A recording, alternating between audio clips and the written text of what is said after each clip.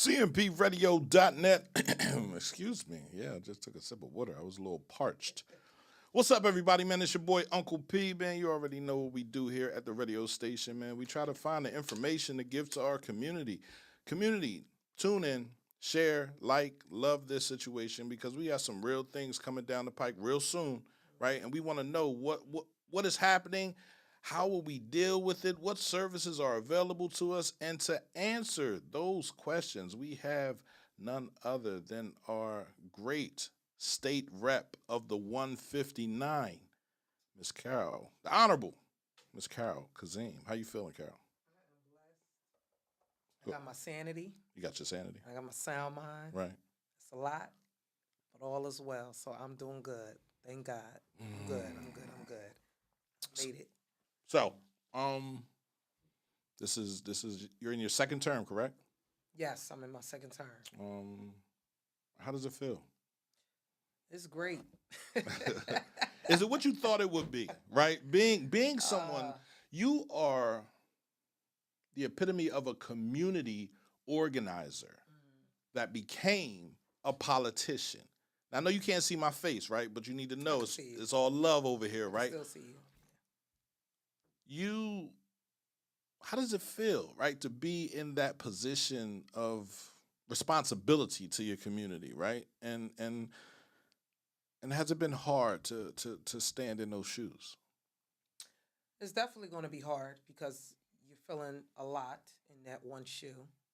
But I can honestly say that just being a woman of faith where I keep God first in everything, He has really been able to keep me going. So He makes it easy for me, even in the things that seem impossible to complete. Um, of course, it still comes with ups and downs, but I would honestly say, from the depth of my heart, I actually love what I do. Hmm. I think when people talk about someone being genuine and sincere and passionate about really helping people, that is really a thing because I still have the passion for humanity, because I have the passion for, just really seeing people flourish and grow. I can't help everyone or in the way that I would want to or would love to do, but just the way I love to see people happy and joy. And, it bothers me when I see people really going through a lot. Um, and it hurts me more when I can't do anything. So I say all that to say that I definitely love what I do. I love the fact that I'm able to help people and the fact that I'm in a position where I can still support people, not just people I may know or just people, through certain, relationships, but just being able to come in where people may have a PICO issue. Hmm. Um, we get many constituents that are not even in this district, Right. believe it or not. So to all the constituents that may feel like we call on the phone, we might be on hold for a second or coming in and seem busy sometimes.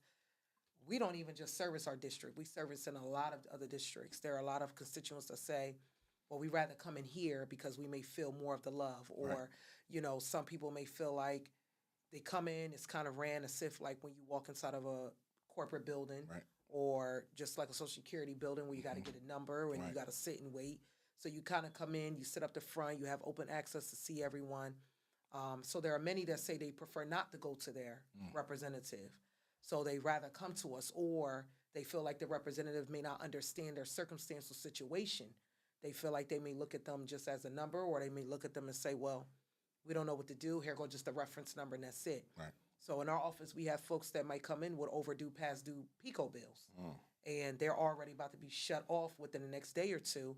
And even though they say they try all they can to get it extended, PICO may not be able to honor it because they've probably already used up every possible way. And our incredible team and myself, we always can come in, and we usually get on the phone, and I don't really take no for an answer. Right. So I do get on, and Pico usually by that time we're able to extend it, and then in between we might be able to offer them more resources to see what we can do in the meantime to help offset their costs or some things like that. So those are just like things that I love to do because I hate when I see parents come in and they got kids and they're like, I don't know what to do. I've been trying to play a little bit, and you know it melts my heart when they can walk away, Right. being able to know that their service are not going to be shut off the next day or two. Right. So that's what I love to do, and it brings me joy to be able to do it.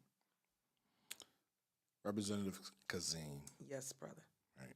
You know, I love you. I love you more. There's a lot of chatter in our community right now about, the federal government being shut down. But we also have the same thing happening in the state. Am I correct? Yes, sir. So the state still hasn't passed a full budget. Correct. What's really holding things up in Harrisburg right now? Okay. Sorry, I was just pulling up Yeah, I know. some of my notes that I put down for myself. I know what's holding us up, but I just was putting that so I can make sure I let the community know what is going on. Right. What's holding us up right now on the state, I should start with first. We have a Republican ran Senate and we have a Democrat ran House. Some of the proposals that we have put forward in the House that is bipartisan, the Senate does not agree. There are things that are not in the budget that the Senate wants. Once in a budget. The problem with that is every one of us have to look at our district. Some people do, some people don't. I look at my district. There are things that they want in the budget that unfortunately, if I say yes to, it's going to do more damage than good. Right. It may not do more damage than good to folks that might be in Erie. It might be okay for someone that is out in Adams County. It's not going to help this area. Right. Now, do I want those counties to progress, to go forward, to get what they need to survive and to help their community? Absolutely.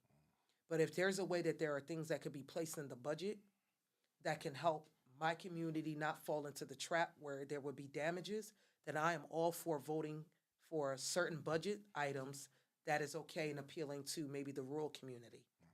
But if it's going to cause a deficit further here in this district, especially in the city of Chester where we're still dealing with receivership and financial distress, then I cannot push for that. Right. Because unfortunately, people may not realize it, but we are our own help. So if I push something that can screw us even more, I cannot expect, whether it's my leadership or whether it's Governor Shapiro or anybody, to think that they're going to go that hard to help me get this district out of more damages. Right. So I'm already trying to do that, and that's still taking time. So that's just a little small piece of it, and that goes for a lot of other representatives and senators. Another issue is they're watching the way D.C. is moving. Unfortunately, we have officials that might identify as MAGA or might identify as progressive, whatever they identify with in regards to their party. They like to follow the top chain. They like to follow the chain of command. Right. So they see what's happening with their colleagues in D.C. A lot of the senators are also close to a lot of those Congress individuals. Right. So whichever way that they're moving, they're trying to make a statement as well here in the state because they feel that that's the right way to follow. Right. So because we are trying to move things in a different way, some of them also have, Ulterior motives? Yeah, and advancement for their careers, I should say. Right, absolutely. I know certain ones that are planning to run for Congress and the Senate, and I know certain state reps that want to run for the Senate. Right. And I've asked them, why are you saying no to this when this can help? And their focus is, well, I got to run for Senate. That's my focus. So I got to appeal to these type of stakeholders or these type of funders. So that's kind of where we at right now. People are putting their own agenda before the people. And then we have people following D.C., and I've told them time and time again, we are not in Washington, D.C. We're in a Commonwealth right now. So whatever you see them doing, however you see the president moving, you cannot follow that leadership for your state because we are ran differently from D.C. And with all due respect, if you look at the District of Columbia in D.C., you clearly see that they have their own challenges. So that's kind of where we are right now. Everyone's moving with pride and ego. And even though everybody's saying, oh, we understand the deficit and the effects that's going to happen across the Commonwealth, they really don't get it. Because everybody don't live in the same community. Everyone don't live in the same region. Everyone don't live in the same area. So that's really what's happening right now in the state. Everyone has their own motive of what they want. But I can honestly say that in the House, we have passed it at least 3 to 4 times with bipartisan support. So we've had folks push out, and unfortunately the Senate is still holding us up. Wow. That's what the problem is, and negotiations. Right. So once the Senate resend us back Hmm. their budget, which we're going to see on Monday, because I'm back in session again Monday, we're going to now go over. Does that look like we can agree to it? I can't say yay or nay. So it's not until I look at it, it's not until my leadership look at it, and then we have to look at who community would affect. Would it be a bad effect? Would it be a good one? We don't know. And sometimes if they don't want a certain seat to flip, now this is going back to the House where I'm in the Assembly. We have some officials whose seats can be flipped. Right. They're considered, a lot of them, in purple districts. If they feel like their seat can be flipped by 5 votes or 10 votes, and they think that that decision that I think might be okay to vote on, they may not want to vote on it if they think that it can be used against that Against state them. rep. Right. So that's another problem. And unfortunately, they look more into the general versus the primary. And I've told them a lot of things we've had to put up votes for can affect us in a primary versus the general. Right. So that's kind of where it comes down to in the political side of things when it comes to this budget. I hate it, but I know you do. here we are. I know you do. For people listening who might not understand what happens when a budget isn't passed on time, how does that affect schools, nonprofits, or city services day to day? It affects a whole lot. It affects more than what you even listed. Schools are highly funded by the state. So if we don't pass the budget on time, the schools don't get the money. What happens is that the schools a lot of times are taking out loans. They have to depend, which they already depend highly on, the local revenue, the property tax. So they can either increase it when it's time to increase the taxes up to be able to help offset the balance, the deficit from the state.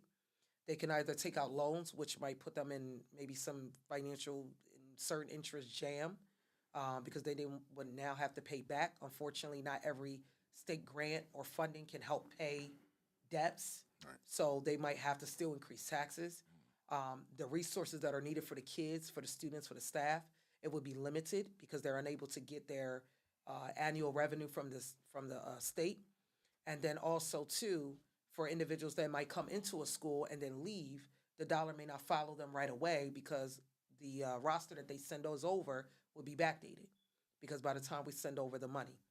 The federal also gives the school districts as well some grants and fundings as well, too. They also give us money to give to the school districts. We just have to usually negotiate a lot of times behind closed doors what we want to see for our community.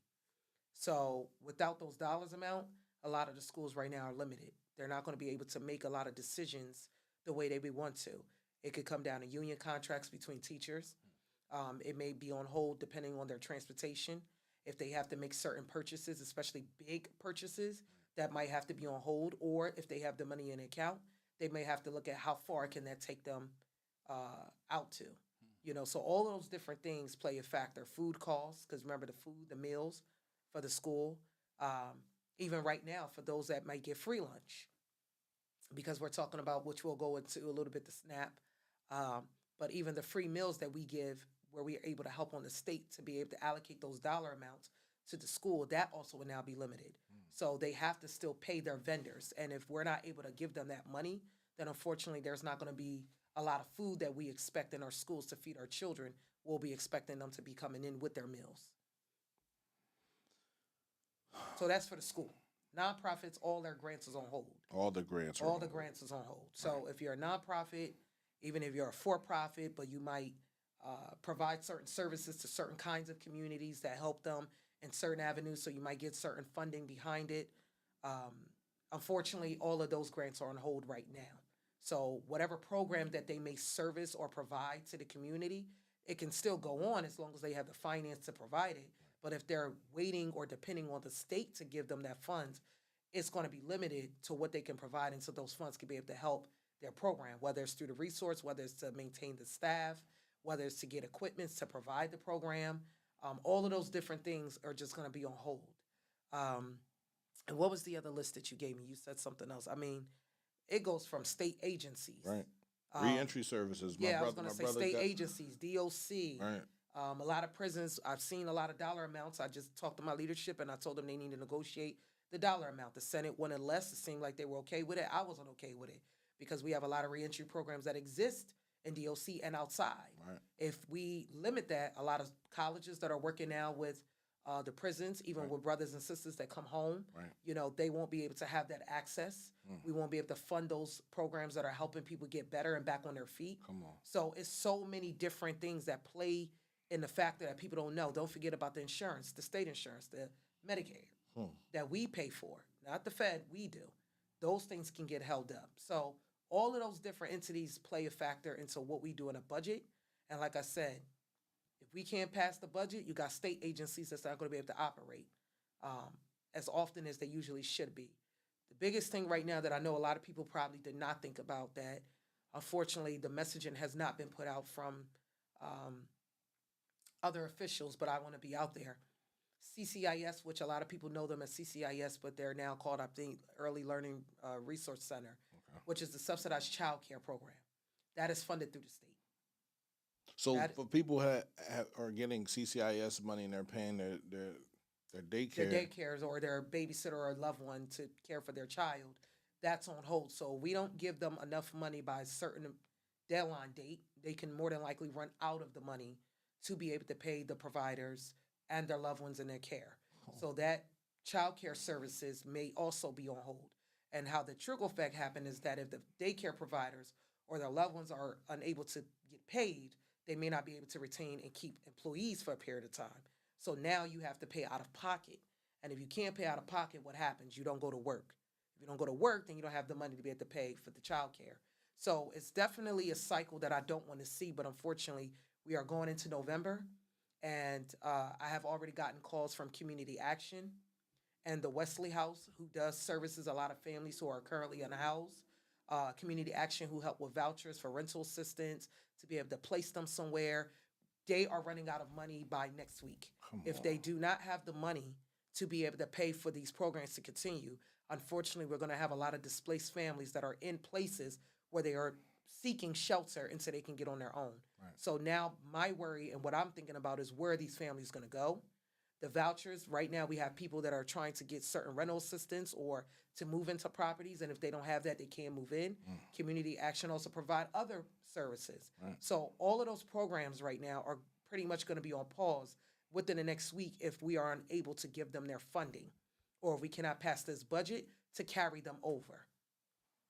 So those are a lot of the programs that are under the state, on top of like a million others that right now will be on hold, and I know it's not going to go right. And I wish that a lot of people would put people first. I think one of the things I'm finding the right way to say it, one of the biggest thing that I dislike with a passion is that just because you don't come from somewhere or just because you're in a certain place or position now or because you might have lived a certain way, you are just not only in your own bubble. Right. You know, there are people that live just within their own bubble, right, and they refuse to look around them. They refuse to accept what happens. They only look at things one way, straight, narrow, and they say it's because of this, it's because of that. It's a million things. But it bothers me more than anything when one person can come in, make a decision on behalf of millions of people, and that one vote can hold up someone because you're thinking about only your family or you're thinking about only how things are for you. They never look in the scope of anywhere else. So I think that is like the number one thing that I cannot stand is when you only sit within your own bubble and you try not to look around you and just to be understanding. So that piece of understanding, I think, can really move the state a little bit way more, not even a little bit, way further than where it's at right now. Now, when you were talking earlier, you were talking about LIHEAP and how you love to help PICO customers get help. LIHEAP is a program that will be cut. It's also under the state. So we get partial of our funding from the federal side to help us with LIHEAP, and we also take the state revenue for LIHEAP. Because of the federal shutdown right now currently going on and we have not passed the budget, we do not have the funding to allocate to put in for LIHEAP. So for those PICO customers, even though we know that there's a time frame in the winter where PICO cut cannot you shut off. off your services. That ain't start yet. Right. It didn't start yet. So PICO applications are still open. They can still put in applications through my office, Right. but there's nothing that's going to be accepted or processed. I can't even call PUC to even push someone's application through if I wanted to, because it's all on hold because they don't have the money to facilitate that. Even if they do say we're not going to cut off nobody's service, when it's time for that budget to pass and we put the money in the dollar amount, all it does is it increases people's dollar amount. Right. And we may not be able to pay Help- for it, help them, or right. you may not be able to still get the amount you want Right. because people are now dealing with shutdown, which means they're dealing with layoff. Mm-hmm. I know I just got the memo about TD Bank and Right. Target now laying off folks as well. Come on. So we have different people that are going to be putting in more applications, more unemployment, which means they'll be probably eligible for a lot of these services. So there are so many people that are going to want more of this service that we don't even have the budget yet right now. But when it's time, unfortunately, it's not a guarantee you may be able to get it even on time to even keep your service on. So once you make that dead mark and you're out of that deadline where you can now get your services cut off, we might still be processing light heat. Wow. So, that's where the issue come in. That once we are out of that bracket, and like I said, they haven't even started it yet. Light heat is open. So sometimes people can get their light heat before that time frame. But if we don't get that light heat in before that time frame and they haven't yet started that, then it's not a guarantee your light will be or on or off. Because we may not have the fund to be able to give it to you yet. And a lot of time they go through welfare or they come through our office to get it done. And that's allocated through the Department of Human Services. So again, we don't have that money to give.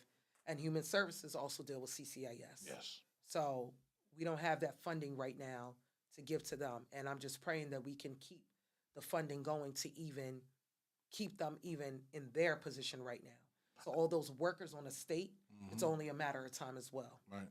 So you're talking about like they can apply for unemployment. There's money to apply for unemployment? Nope, that could also be on hold. So the only way you're going to get your unemployment is you already have it. Right. But because of everything that has not yet pushed Right. through, because unemployment also come from your work Your too. work, right. So that money is also in there from that pot of money is different. Okay. But we also put an add to the unemployment. So whatever we need to add, that's on hold. So unless you're already on it, if you're going through applications now, do not be surprised if it seems like it's even longer than expected. Because we do have workers that may not be able to come in and work because of the budget. Right. And then also because of the budget, we have not been able to give L&I. That all falls under L&I too. So L&I is also still waiting on funding. So it's PennDOT. So it's a whole lot of other things. So all those things fall in the scope of all of this that we speak about right now. I'm trying, right, to get this. It seems as though every year or every 3 or 4 years or 5 years, right? I don't think we dealt with this when the last president was in. I know we dealt with it with Obama, right? People trying to, it's like people try to show their power, right? This is a power move right now, right? We have this and we want that, and if we don't get that, we won't get anything. We won't get anything. And then for the people that are concerned about their community going without resources, you pass the budget that they wanted, right? And then you put less on our side and more on their side, right? So how can we make sure we never have to deal with it? Or this is just something that we'll always have to deal with, being people that need things or need services from the government? So, of course, everybody's going to tell you generally vote, right? That's the standard Please response. vote. And it is very important because this is why we're going through what we're going through, because of the voting. But even for folks that voted for me, you can say, okay, I got a good state rep, but then how many can you count on your fingers that are there that you can actually say might move with integrity or compassion? Right. So even those that might fall under my party, you still have to be mindful of who you put in there. You have to look at who they are in spirit. You have to look at who they are in heart. You have to look at who they are background-wise. Sometimes people can show you the most longest resume, and it don't make it mean their heart and spirit is aligned. Right. So a lot of times I tell people that not only are you voting, please get the time, take the chance to get to know who you're actually voting for. Take the chance to actually know what are the issues even in your community. And how does that even affect, or how does that, correlates with who's running? If you have someone that's running for Congress and you're looking at, okay, what falls under the federal? People didn't even know WIC was a federal issue. Now, if you know you're on WIC, you want to ask them, what is your stance on WIC? How do you feel about WIC? Do you feel that every parent that's on WIC just mean that they're lazy and don't care and they don't want to go buy their milk? What do you feel about WIC? What is your thought process about WIC? And how can you help me in response to even when I'm out of WIC? What does that look like for you? Is that another program that could be shut down? WIC? Yeah, it's already about to be shut down from the federal side. Come on, man. WIC deals with federal. We help a little bit on the state too, but that's more of a federal. So WIC has already contacted me and already told me about 2 weeks in, they probably got. So my office right now, we're working with retails, restaurant chains. We're trying to work with different folks from around this district, but also outside. I've talked to law firms who said they'll get back to me that they may be willing to help that are not even in this county. Some are within the county to donate so we can get gift cards. I'm trying to figure out how we can get Similac, Good Start, like all these milks, even the ones for the babies that are sensitive. Every mama, every baby don't latch. Trying to see about, everything that we can, gift cards, food, and quality food. I know a lot of pantries and food banks, they're out there, but making sure that we really have good and quality food too. Farmers on the other end, unfortunately, I've spoken to many of them, production is going low. A lot of their farmers, as you guys know, a lot of them are immigrants. The ones that are not, they're limited. The workforce, when it comes to agriculture, it is a dire need. It is a labor job. It's not just a regular blue collar. It's really a labor job. They be out there from sunrise to sunset. So that's not a job that, anyone just goes in and do. So right now, we're also thinking about the food. How much food production are we even able to get at a period of time? That's where we at right now too. So it's so much that people need to understand that when you're voting for a state rep, when you're voting for a Congress, when you're voting for a mayor, when you're voting for a township commissioner, you must understand, what does your community look like? Where do you live? What matters to you and your family? And the other day I was walking to Chester Apartments about 3 days ago. I was talking to two brothers. The one of them, he was listening. He had something to do. The other brother, he stood out there. I probably say we was out there for like 20 minutes, and he asked me so many questions, and we were talking about the judge. He told me, which I told him I used to think too back then. He said, Miss Carol, I thought all this time that the judges, they just go and apply and they get appointed. I did not know you have to elect them. I said, yes, you elect the judges. Right. So he said, all this time, I could have been voting and my family could have been doing this about judges who have to make a decision on our lives, and not knowing that the certain judges might be in seats, might have certain biased views. And I said, yes, you have to vote. And he said, I did not know that. So educating our community, but asking those questions. And I forgot how we even got on the topic of judges. I think I was telling him about the Supreme Court. Right now, PA is one of the hottest states right now that is going to determine the Supreme Court, which our president needs certain votes. The president wants to send National Guards in right now to PA. He can't do that without the approval of the Supreme Court and our Governor Josh Shapiro. If we don't vote for the right judge in these seats for the Supreme Court this November 4th, then at that point, even if Governor Josh Shapiro say, I don't want the federal troops to come in here, if our Supreme Court falls in line with our president, because that's who they support, then it doesn't matter what our governors say. So we need that kind of collaborative effort to make sure that we don't have National Guards coming in here. We have our own for the state of PA. If we feel that is necessary, then that's where the governor, who is the commander-in-chief, would make that decision. But right now, to have the federal come in, the feds come in and take over, oh no. At that point, what's the point of having our own state? So, and that's what you don't want. You don't want the upper hand making a decision who don't even know what PA look like. So my job is to make sure, one, believe it or not, like I'm always on the phone with the federal side, I wish you would send a guard down here to this 159th. I'm going to tell you that right now, they're going to deal with me. I don't care how many of them. If I'm out there by myself, I will be fighting back. I'm putting that on the record. Anybody could say anything. They may say she's tripping for that, but I'm dead serious. I will be fighting back, and the governor knows it, and I told him that. You better have every troop standing against that, because I'm not playing that. So I know it's very important, but these are the conversations I'm having in the communities. And he said, I never thought to ask that question. So I'm saying this to say that even some of the things you may think is a dumb question, you may think, oh, it's just stupid. I'm not going to ask it. Ask it. Because you don't know what those things mean and where it falls under the bracket when it comes to government and governance. So, that's what my job is. I'm not on the federal side, but I know that in the state, we make a lot of important decisions. And if you don't have the right person in place and you don't have someone that actually understands, and even if I don't understand where you're coming from, talk to me and tell me what that looks like for you and your family. So those are some of the things that it's important. So I can say vote, but know who you're voting for. Ask the questions of why you're voting for this person. Tell them about who you are. But again, do your research. Do your own research to understand what it looks like. Now everybody's looking at the SNAP. That's a federal thing. A lot of people thought it was just a state thing. No, we add to the pot, but that's a federal thing. Right. I've tried to make changes to SNAP and child care to even increase our AGI, which is the adjusted gross income. I have legislation asking for PA to overtake that to where you will now increase the household income, so it would give more families the chance to be able to receive SNAP benefits and be able to be accessible to child care services, because it's high now. We haven't even increased our minimum wage. That's a state issue, so I'm trying to find ways that we can loop around it.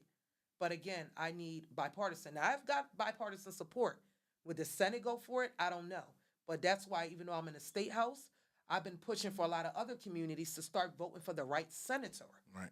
Because they also hold things up too. Yes, they do. Yes, they do. When we think about education and we think about, Rich Bly says something on this live. He said, our people suffer from a lack of knowledge, right? When we think about education. Knowledge and competence of leadership. Lack of competence of leadership. Right. Oh, go ahead. And Miss Anita Littleton said the same thing, right? Your politician has to be honest. When they say they're going to do something, you need to be able to hold them accountable. Mm-hmm. One thing I can say, you're in the community. Yeah. You're not in the community as a state representative. You're in the community as a member of the community. Correct. Right. And that's why I loved your platform when you were running. And I said, this is someone that's going to change the way the state rep seat sits, right? It's not just there to be the state rep. I'm there to be a service to my community and help my community. How can, outside of things like CMP Radio, right, holding, forums and interviewing the people that are running, but how can we get more information to our people, right, and make sure they understand who they should vote for? I put a post up a couple days ago say, I don't see no lawn signs out. I don't even know it's election time.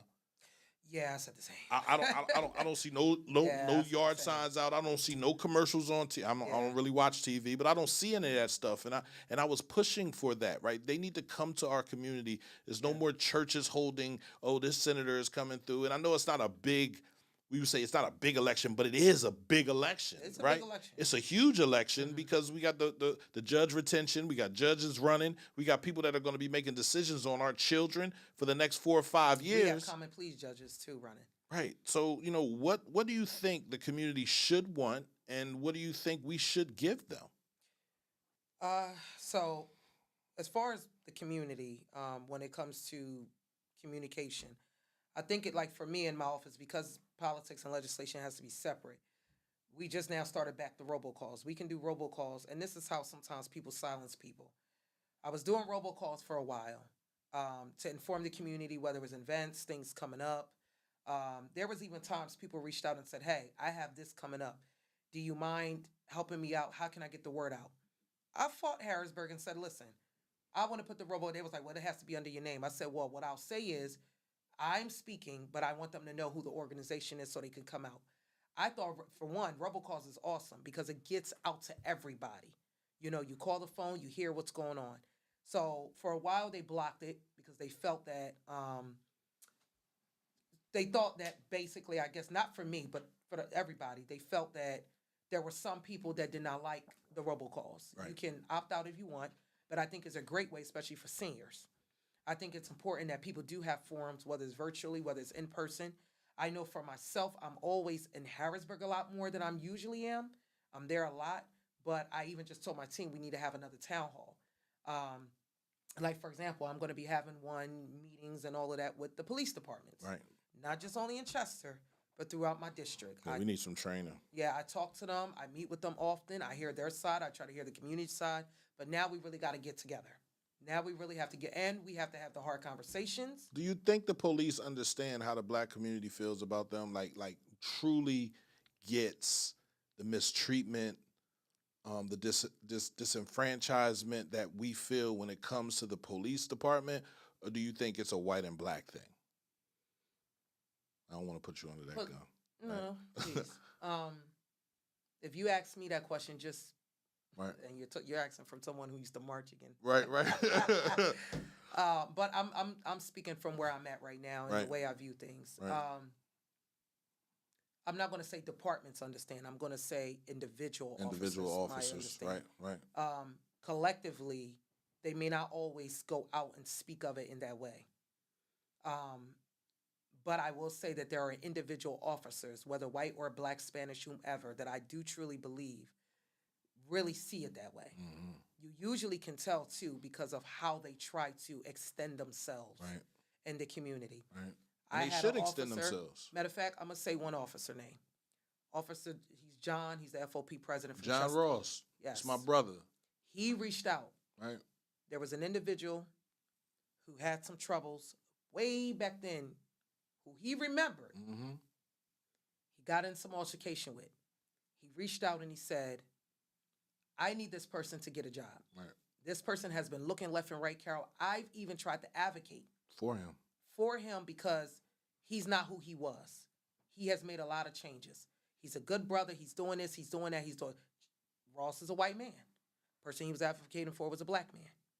He called me and said, I don't know who else left to talk to because I've sent letters to different chains and all types of stuff. And he said, even with me telling him that I was even once an officer who arrested him, but I'm trying to extend the resources out to him. So even this individual seemed like he was going to go backwards. Right. But he said, no, we're going to stay on track. He could have easily said, I'm taking you back in. No, I'm going to keep you on track. Absolutely. So you usually can tell the ones that understand who really wants to take time. I've watched Jonathan Ross play baseball with the children. Right, because he's from the city. Play basketball. So, me and Jonathan Ross grew up on 21st Street. Okay. Like across the street. When my father died, he came over there and sat on the step with me and said, what's wrong? I said, nothing. Right? He didn't know what was going on. I had just moved on the block. We had lived in the house for 23 days before my father passed away. So he was like, I never seen you. I wasn't allowed outside. I've never seen you outside before. Like, what's going on? Is everything okay? I was like, yeah. And we sat and we talked, and he was a good friend. And he's been that same person since we were children, right? And he went to the police. I, of course, went my way, right? But when I realized he was a cop, he was actually partnered with Victor Hennis, right? And Victor Hennis is the officer that arrested me on my drug charge, right?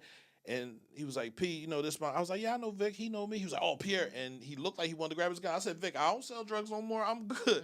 You feel me? But he said, what happened? I said, yeah, this is the officer that arrested me for the last charge I had. I went upstate. I came home. I'm good.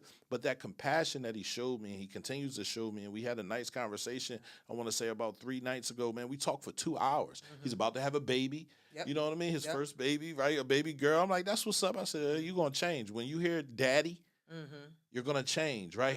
And I don't know if that's what's happening to most of the police officers because they're risking their lives to be a police officer. Like you're risking your life just to be out there, right? You don't know what's going to happen, right? So you want to make it home to your family safe, but what are you leaving when you leave the streets, right? What kind of energy are you leaving out there festering, right? And I was telling him about that, right? When you see a person kick a cage and upset a dog and then let the dog out and then the dog go and bite somebody, that's the person's fault because you got the dog to a point where they couldn't handle their attitude and they just want to pass it on, right? So the saying is hurt people, right? And we can't keep allowing people that have been hurt, right? We got people that are coming back from the service that go to be a police officer. When you were in the service, bro, it was kill. Right. That's it. It wasn't arrest. Right. It wasn't talk to. You feel me? Like, so de-escalation, you wasn't over in Iraq saying, hold on, buddy, put the gun down, let me talk to you. You feel me? Like fire.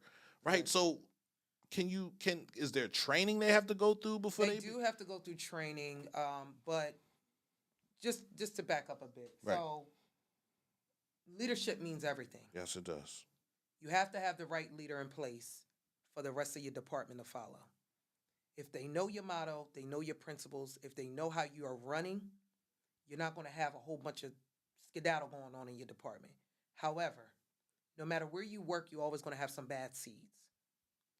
There are some that still think they're over their lieutenants, their captains, their commissioners. They like to file grievances. There are some that will call them out on things. They file grievances, they have to deal with the union, which is the FOP, and so forth. So there's a whole lot that goes on more than people even know or might even see within the department. Now, as far as a lot of black and brown communities, that has systemically have been always a division between the police departments and the community. And part of the reason is because a lot of them that were on the force did not look like us. It was a whole lot of laws that were in place that gave them easier access to come into communities to lock sisters and brother ups. It broke a lot of, it was so many things that come in a factor with it. And unfortunately, even with individuals coming out in the street and having to come back home, that is something you have to think about. And then you hear the other end where they say, well, that's the job they chose, right? But then there's also now diversity on the force. Maybe not on every force, but a lot of forces you're going to start seeing more people like you that are now on the force because they come from these type of communities. They want to do something different. And then there's some, once they're in that force, we got folks in our community that may not respect that. Right. They may look at it different, but it's better to have individuals from your community on the force so they can relate to you, they know you, they understand, they'll take you back to mom, pop, nana, whoever, and actually bring back that community policing and that unity in the community. We were talking about that this morning on Right. Revolutionary Minds, how our community needs to understand, right? You know, I get it. There's it used to be back in the day, there's a drug dealer in every family. Now there's one of everything in every family, right? The community, your family became the community, right? You know, somebody might be gay, right? Somebody might be on drugs. Somebody might be a drug dealer. Somebody, you know, so it's understood, right? And I understand why people say, yo, F the police, right? I get that feeling, But right? there's a difference, though, in the younger ones now. I'm the- explaining that. but The that's- ones coming out of the academy, and I'm not shading no one because there's some good ones, Right, especially from my generation underneath. There are some issues. right. The way that this generation is now, and I'm talking about the generation of people of these days, everybody's walking around like loose cannons. So you do have a lot of them that don't know how to control their emotions. They have no self-control. They don't have no self-impulse. They don't have none of that. So they get on the wrong field, meaning the police department, the academy. Their motto is, I'm here to protect and serve. Right. But when they walk out really in the field, whether their triggers hit, trauma hit, as soon as they look at you, you're already public enemy. All you Right. said was hi. Right. That right there, that stigma even coming from that end, sometimes does happen a lot. That was a really And day. then then it goes into a whole nother bracket of a situation that didn't even need to happen. It does. So it does happen on both ends when it comes to understanding, but I do feel that a lot of ones that are coming in or has within the last just very, very few years, especially the younger ones, are coming in a little bit more as loose cannons, is what I call them. Yep. It's not to diminish anyone, but they're coming in that way because their thought process, their mentality now is different. It's before I even think you even going to hurt me, I'm going to hurt you before you even hurt me. Right. And that is not good. That's not you. So it's very sloppy. It's very dangerous. They're speaking to people very aggressively. And sometimes I look at the officer and I say, well, what happened to you today? Right. But let me explain what happens, mental health. I know men and women that are going through divorce, Yes. that are on the force. Yes. It plays a big Yes. factor. Yes. And they immediately take that anger out Boy. on the individual. So that's why, for me, when I said about leadership on Right. the force, you have to be one that also prioritizes mental health. Yes. You have to be someone that understands and say, okay, this sister or this brother that's been on the force, they've always been okay, a little bit cool, but I've noticed about 10 incidents that came in already this week. Right. 10 complaints came in. Right. You can't overlook it. Right. You have to go and talk to them. You have to. You have to figure out what's going on with them. Oh, he'll be all right. You have to come back. Some of them, they might pull them off. Right. You know, they might pull them out of the street. I need you to go to Some therapy. cops may not feel they pull grievance, but there has to be something, and I do have some stuff in place legislatively Right. that has to start saying these things are required. Yeah. Like one of my legislation, mental health have to be required. Absolutely. You have to start taking these type of, I've even proposed that we even pay on the state side to help them with insurance funds to be able to help them with mental health. Because no matter what you see, you never know what you're going to go home with, let alone they go home with the same thing. Right. So it's just something that I really think mental health play a factor. And then unfortunately, there are some that are built, Right. that were raised, Right. their culture Right. was to grow up. My father was a cop, my grandfather was a cop, my great-great-granddaddy, Tho- great-great-great-granddaddy no, was a cop. those individuals whose family were police officers are less aggressive as the people that are just becoming police officers, right? Because you watched your dad, you watched your grandfather, right? And your grandfather had an understanding of how to deal with people. He taught the father, right? The father Depending the generation they right, were officers. right. You know, Depending so the generations. it goes left. And like I said, I'm not speaking in 100%, right? I know it's some differences there, right? So, but I know for a fact that the cops that I know whose father were officers, Oh yeah, they have a much better attitude towards criminals and handling people, right? because they heard it most of their time. Pulling up to a domestic, like, like, can you leave here? I don't want to lock you up, right? I don't, because y'all were just arguing and y'all look like y'all love each other. And if I lock you up, that's it. You gonna go to court, and she ain't gonna show up. It's just a waste of money, right? Like court money, she ain't showing up, right? So, and sometimes the state picks it up and does what they want to do with it. But me understanding that our community needs to have a place where we can talk to the police, and the police, it's like a sounding board. You say how you feel, we say how we feel, we put everything on the table, and then we try to move forward with it. I feel like we're stuck. You feel me? And, oh, that's my side, that's your side. You stay over there, I'm going to stay over here, and I'm going to keep on doing what I'm doing. Because we got to go file a complaint. Then you get one of your buddies to come and harass me. You feel me? I go file a complaint on him. Then another buddy comes and harasses me, right? So it's like I can't win against that system. You know what I mean? So how can we talk to them? Like, I know you want to do that, right? Have a town hall with the police incident that just happened, right, is important for us to have leadership leading us along the way, right? Having conversations, talking to the police, and the police talking to the community. I say we need to start PAL back up. We need to be able to tell these young kids it's okay to be a police officer, because if we believe it's not good to be, prime example, I had a brother when I was working for the DA's office, I had a brother say he wanted to be a state trooper. I said, why not be a Chester cop? He said, no, I can't do that. I said, why not? He said, I live here. I said, okay, don't you want to make sure you know everybody? What if I got locked somebody? What if you don't lock everybody up and you change people's lives without locking them up, right? What if you change it that way? You ever think about that? He was like, nah, then what kind of cop would I be? I'd be the cop that the cops don't like. Well, then you're changing something. You feel me? Like, they don't typically not like each other. It's not more so because you love, I mean, let's keep it a bean. If you're doing something wrong and you know you're really doing something wrong, somebody pulls up, you're doing something wrong, you are to be expected to be held accountable. However, so when you're with that mindset of I don't want to be the person that like the person, the truth is, if you know the person, let's say this is your first encounter, you could talk to them. Now you have a second encounter, like, listen, I just talked to you, brother. I just talked to you, sister, last time. Don't do this. Don't do that. So there is a way you can approach the situation without having to feel like I have to always lock the person up. Right. Sometimes that's not always the response. You should have to always go first and foremost. Right. However, if you are in the community, and let's say, for example, we talk about all the guns that are now coming in, right?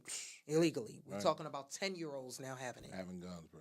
You want to be the person that addresses it. If anything, I would rather me be able to meet with that 15-year-old before this one behind me who came from down the street, who don't have no knowledge, can care two flying figs about this community or who you are, to have a conversation with you, your parents, and why and what, and figure it out, and be able to find the solution and find out why they even got it, who they got it from, and get it down myself. Get the solution, figure out the case myself.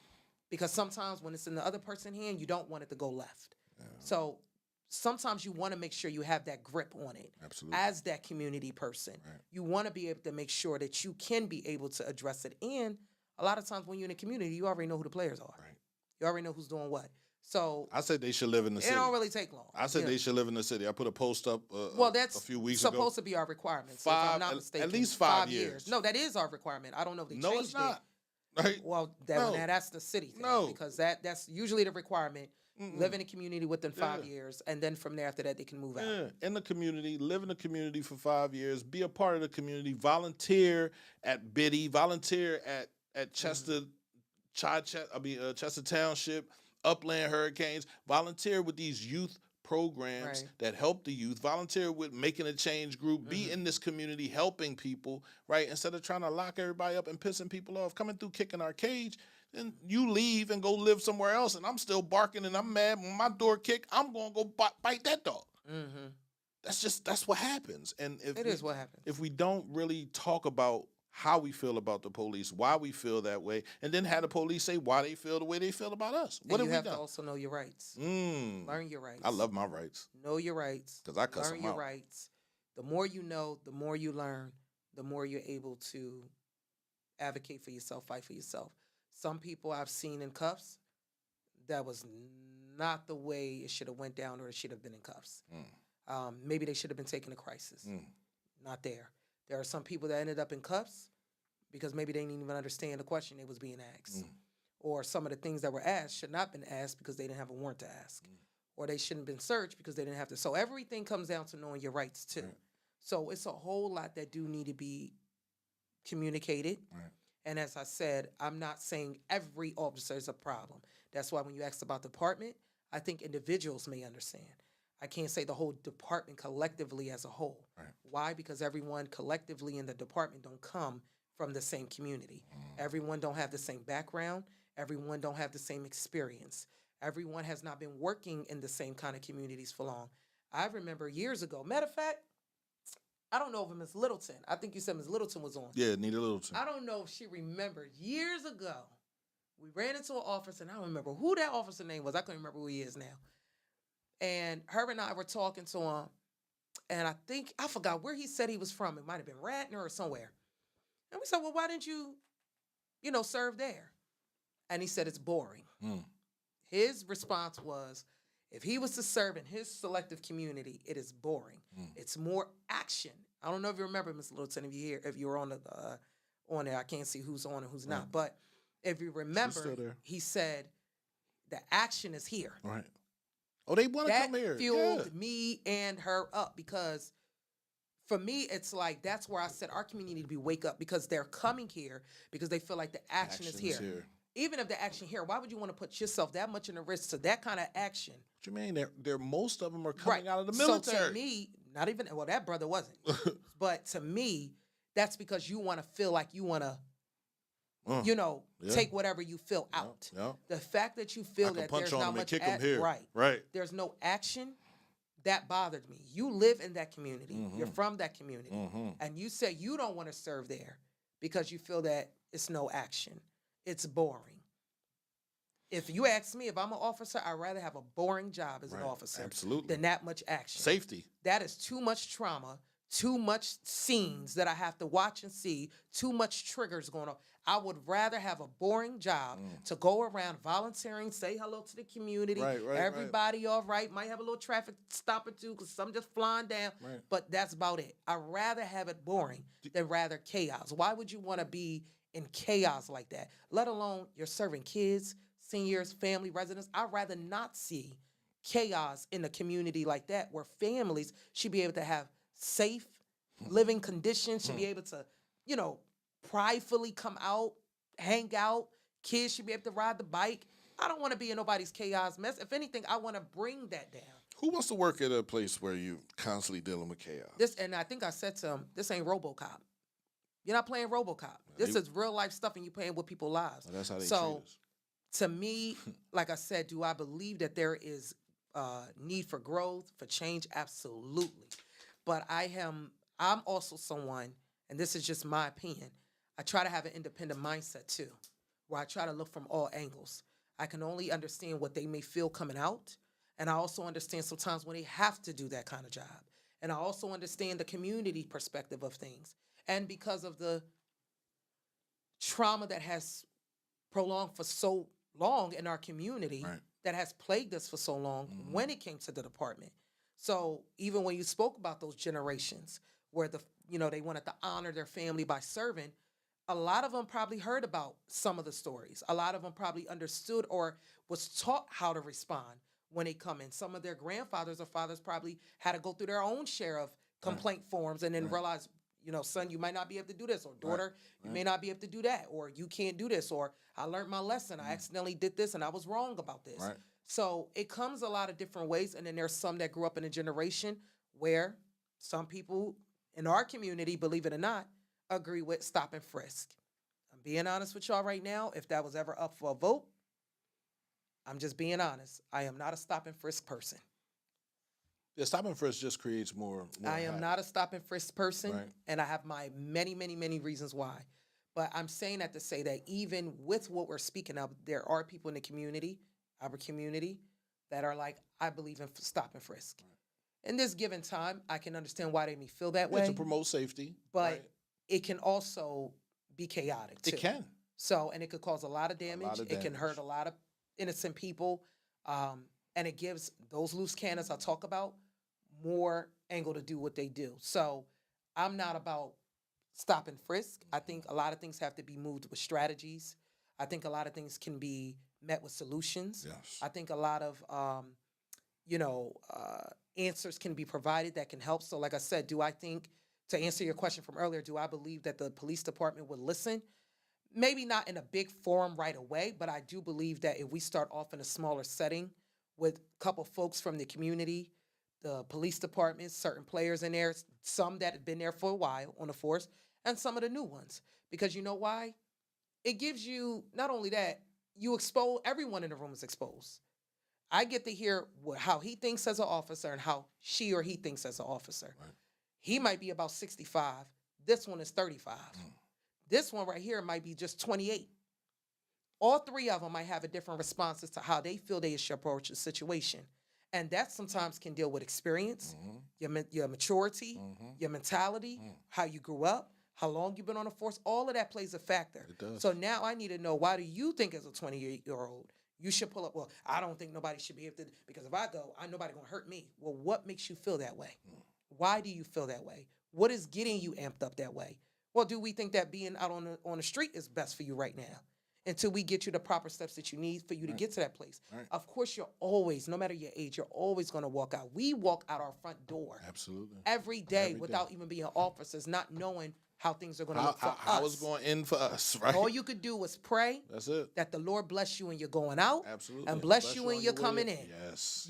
So we never know. No. Only God knows our time. So to be honest, everyone can walk away with that mindset. Everyone feels that right now. Right. I don't know if I want my kids to play on the street because of this. I don't know, but we all still got to live. We still got to move. But we all can't go out here just because of those fears. We just move, abruptly and just cause another harm, or we act a certain way. My job can be overwhelming, but I'm not going to go screaming at someone just because now my job is hard and get the heck out of my face. And all they did was ask me a question. Ask me a question, right? So we do have to work on our response. We have to work on our control. We have our emotions, controlling our emotions, being able to listen rather than responding, and power trip. Some of it is a power thing too. That's another thing. You got a badge, you got a title. I'm not just saying no, me too. Title, you are badge. the law, right? You're the law. You're the law. What can you do to me? Right. But it's there for a reason. Right. So You are to uphold the law. Govern. You're not to stand over to uphold and govern. of the law. Correct. You understand what I'm saying? Correct. So the way you're holding it up is wrong. You feel Right. me? Because you're on top of it, so it don't move past you. But no, you're supposed to lift it over your head. You're supposed to keep it up, right? And that's the problem that we have in our community is people have watched other people do things and think that's how they're supposed to do it when they're not treating anyone right. Right. So, I say whole forums, get our community together. Let's put our own, I don't know, like citizens on patrol, maybe. Right. Now, I don't want citizens really on patrol, but that's like. we already have things like that. We have a lot of community members that are keeping their eye on children. A lot of community members are standing out there. Right. Citizen patrol is like another safe corridors. Right. That's citizens patrol. Right. Even though they're helping with crossing children, they're also keeping an eye out. Absolutely. I've seen them step in between certain situations. Absolutely. And I'm talking about the individuals that might be working there. I've seen mom, pops, people that don't even know other people, kids. I've seen them intervene with certain situations happening. Whether Allow it's at the a corner. village to do So what the it village is does. happening right now. You just may not have that stamp and title where we might have organized it, Right. but it does happen daily. Yeah, I just think we have to get to a place of what you just said is village, is Right. understanding that when that person is speaking to your child or correcting, maybe you might not like the way they say it, but you have to be willing to understand, why are they speaking this way to my child? What is going on with my kid? What can you do to also support it? So at the same time, it's like, I think we've lacked that. We fell off of that. Nobody wants nobody to say nothing. Nobody wants to be corrected. Nobody wants to be held accountable. So we can't just only scream from the one end, which I believe needs changes, of course, with officers and so forth and the way things are approached. That's been forever since that needed to be changed. But we also have to look at how we move as a community, how we entertain our community. What are the ways that we actually, like, what does being a good citizen in your community look like? What does it look like being a good community member? What does it look like to be an involved community member? What does it look like by holding your household? That's why I hear some people say, well, I hold my household accountable. Doing that just alone already done made you a great citizen in your community, because you're holding your own accountable. Right. You get what I'm saying? If you have children or anyone in your household that you know you cannot be able to do that, we have organizations that are out here to do that. Right. That's what I meant when I said the difference about certain police departments that actually take the time. I know some that will take the time to come and meet with family members. Right. I would never forget, one other officer met with a mother, and she said, just get him, my mom's good. And he said, listen, even if I do that, I don't know how that's going to help him. All I'm going to do is send him out to Chester County, juvie, and then he's going right to adult prison after that. So what is going on with your child? Do you know why your child is acting this way? And she said, well, I know that this person passed away and that person passed away. So now it's, well, maybe we need to get them therapy. So if it was another officer, they probably, because the kid was acting out right in front of him. He could have said, oh, you know what, I'm putting you in cuffs right away, because the mom was, I'm over it. But at that moment, that's where we might have to just sit down, take a moment to figure out what the issues is, and maybe that officer coming in, providing that resource, actually help that kid. You get what I'm saying? So that's where I said extending that extra helping hand. And sometimes that officer might have to make a decision to lock up some people. But this is also an officer that moved by dignity, integrity, and compassion and humanity. So that's why I said putting the right people in place. I don't care if you're an officer, a lawyer, a social worker, a official, a politician, wherever you are, you have to move with the mindset of humanity. If you don't, then we're going to have a problem. So that compassion alone as an officer needs to be definitely, embodied, if you ask me. Everybody doesn't. I definitely agree with that, right? Anita Littleton, why does it seem like we keep going around this mountain over and over again? We've been doing everything you are all talking about, but still no real change. The people have lost their hope. We need to hear and see something different significantly. And I agree. Yeah. Where we've been around this mountain before, right? We've been around it. I think since the day I've been born. Since the day you've been born. Everybody, since the day she's been born. Everybody we're chasing our tail, right? And we chase our tail because that's just what we do. We get busy with life and we keep rolling. The only time we ever stopped was 2020.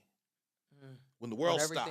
Everything stopped. And they gave everybody a chance to really sit in front of their TV and witness the way the police treat a black man, right? And everybody was appalled. Everybody was. To the point where it was no, breaking news, it's just something that's happened to a black person. Breaking news, another black person shot. Breaking news, no, it's like, they didn't have to do that. And these are the people that never had a problem with it before, but they looking at it, they're like, So then we have a cop go to jail. He's been in jail, he's still in jail. And it's like, okay, this is what we needed. But then when the world started up again, everybody forgot what was going on in our communities, right? They gave a little bit of money, they gave a little bit of help, but they didn't really stay here and help us understand what we need. I tell everybody, therapy saved my life, bro. I was running around in circles, right? Therapy saved my life. Was I still running around in circles? Kinda, right? Until something else happened, until my mom died, and I had to go back to therapy and talk, and then I saw everything for what it was. I got to change who I am. I got to change the way I see things. You feel me? I had to quit both my jobs and focus on being at the radio station 100%, right? So until I don't want nothing bad to happen to anybody. I don't want it to shake you, bro, because it doesn't have to. So I always push therapy at CPSN. No, Chester Community Coalition, they got therapy. Let me bring them in. Let's get these young people therapy, because until you realize who you are, you won't know what you want. You feel me? You think you just want money. No, you don't. You feel me? You want status. You want people to respect you, right? So go to therapy and talk about your childhood, how your traumas are making you the adult you are today. A lot of people need that. And I tell everybody, man, go to therapy. Ask me how it helped me, because it did. Because if it didn't, I wouldn't be here right now. Right. Able to talk, able to hold the radio station down. You feel me? Like, so. To her question, and you make a great valid point, and she is correct. The reason why we keep stumbling around this mountain, and to be honest with you, I can't even answer that because there's so many reasons. I can only give you from few things that I've been able to see and scope out, and people that are watching now or those that might watch later, everybody's going to have their own different perspective of it. And honestly, I think everybody's opinion of it is honestly not even going to be wrong. I think everybody's going to be right. Some of the problems why we're still facing the same mountain, even though you may say that as a community we're changing things, they lose hope, is because that mountain is the same person. Sometimes it's the same person. Sometimes it's the same playbook, Right. just a different face. That's it. Sometimes it's the same system, just a different body. And then on top of that, you might also have some folks like yourself and others that have done those things, but there are also a collective others that have not. Right. So when we speak about the mountain sometimes it's its own enemy. It's exactly the same person that is still there, that is still having that same torch, that same mantle that has not been yet passed on to someone else that is different. Once you do that, then you'll start seeing the shift in the mountains and the atmosphere. So when you put a legislative body, let's say like myself and others in place, if you still got laws that are there and nobody's doing their work to write new laws, we're clearly asking for the same exact thing over and over and over. We just talked about police and community. We can't talk about anything moving forward with the police and community until people are ready to start moving forward and start bringing in those changes and to start really actually taking action. That's when things change. In addition, you said something about the 5-year. I thought it was still in place. If it's not, in addition to certain ordinances, certain codes, certain things being in place that would actually uphold those things that we are changing. So if we're talking about, okay, I'm looking at Chester Water Authority. We're talking about Chester Water Authority now. I'm looking at the water bottle. Right. If you want things to change, let's say for Chester Water Authority, nothing's going to change unless you change the policies, unless you actually change the root cause. You have to look at what the hidden mysteries are. What is the root cause of these problems? That's some deep You roots. get what I'm saying? If you say, okay, like we just talked about going out to vote. I told you how I talked to the brother about how you vote people in. Right. Now he could say, okay, now that Carol told me about voting I'm gonna go vote for a judge, I can go to common pleas, I go to Superior, and I'm going to vote them in. Right. If he didn't do his homework Right. to actually change the person that he's voting in and to go do the research, like I've given him to go and look at some of the things that are in place of what the judges, let alone, I'm a backtrack. There are legislations right now that have left so many judges with open-ended questions, meaning sometimes the legislators may come together and say, we're going to put this bill in. I'm going to give DOC as an example. If someone gets locked up right now and the judge says, this person is to do 10 years consecutively or concurrent, and they are to go to SCI Phoenix, DOC does their own thing where they said, I don't care what the judge said. Right. The judge said Phoenix, I say they're going to go to SCI Chester. Right. Okay, they give them this time. They might think they want to hold them another extra year too. You know why that can happen? Because we never put nothing in place that tells DOC what the judge says is stamped and that's it. We also did not give the judges the decision to say, if you're going to get maximum or if you're going to get these type of things for second degree, third degree, however it go. Right. We also left a little hole in that legislation, believe it or not, because I do my research. We left a little hole in the law that also gets them the chance to say, well, the legislators didn't tell me exactly how to tackle this. They just said this is the minimum. So now this is the minimum, but they also didn't tell me what the max is. So now I'm just going to say from this time to this time. Right. Now DOC going to have to figure out what the max would be. Right. DOC is not judges. They are not decision makers.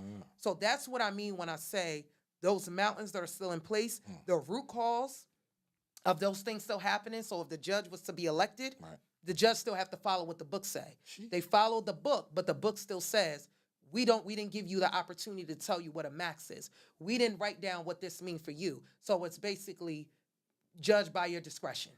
That's basically another word. So until that root cause is changed, now I can go and make the legislations, which I have plenty of them for stuff like that. Right. But if we don't have a bipartisan support, if we don't vote for the right people, whether it's House and Senate, then you're probably not going to get as far as you can. No, you're And not. even if we do, if you don't have the right governor that believes in it, he may not put it on the desk to write it in law or sign it. That's why community is important, because they are the stakeholders. They are the voice. They're the ones that can call. They're the ones that can write letters. They're the ones that can go march up to the state house. They're the ones that can go and march to the Senate. I've seen people stop in front of Shapiro's house, and because he don't want to see them no more, he's like, all right, what are they talking about? Right. You get what I'm saying? So you have to go through the root cause. So in your community, if you know that you still have that same mountain in seat, and you change everything else around it but that mountain, you're going to always be dealing with that block. Absolutely. You're going to always deal with the mountain. It's never going to move out your way.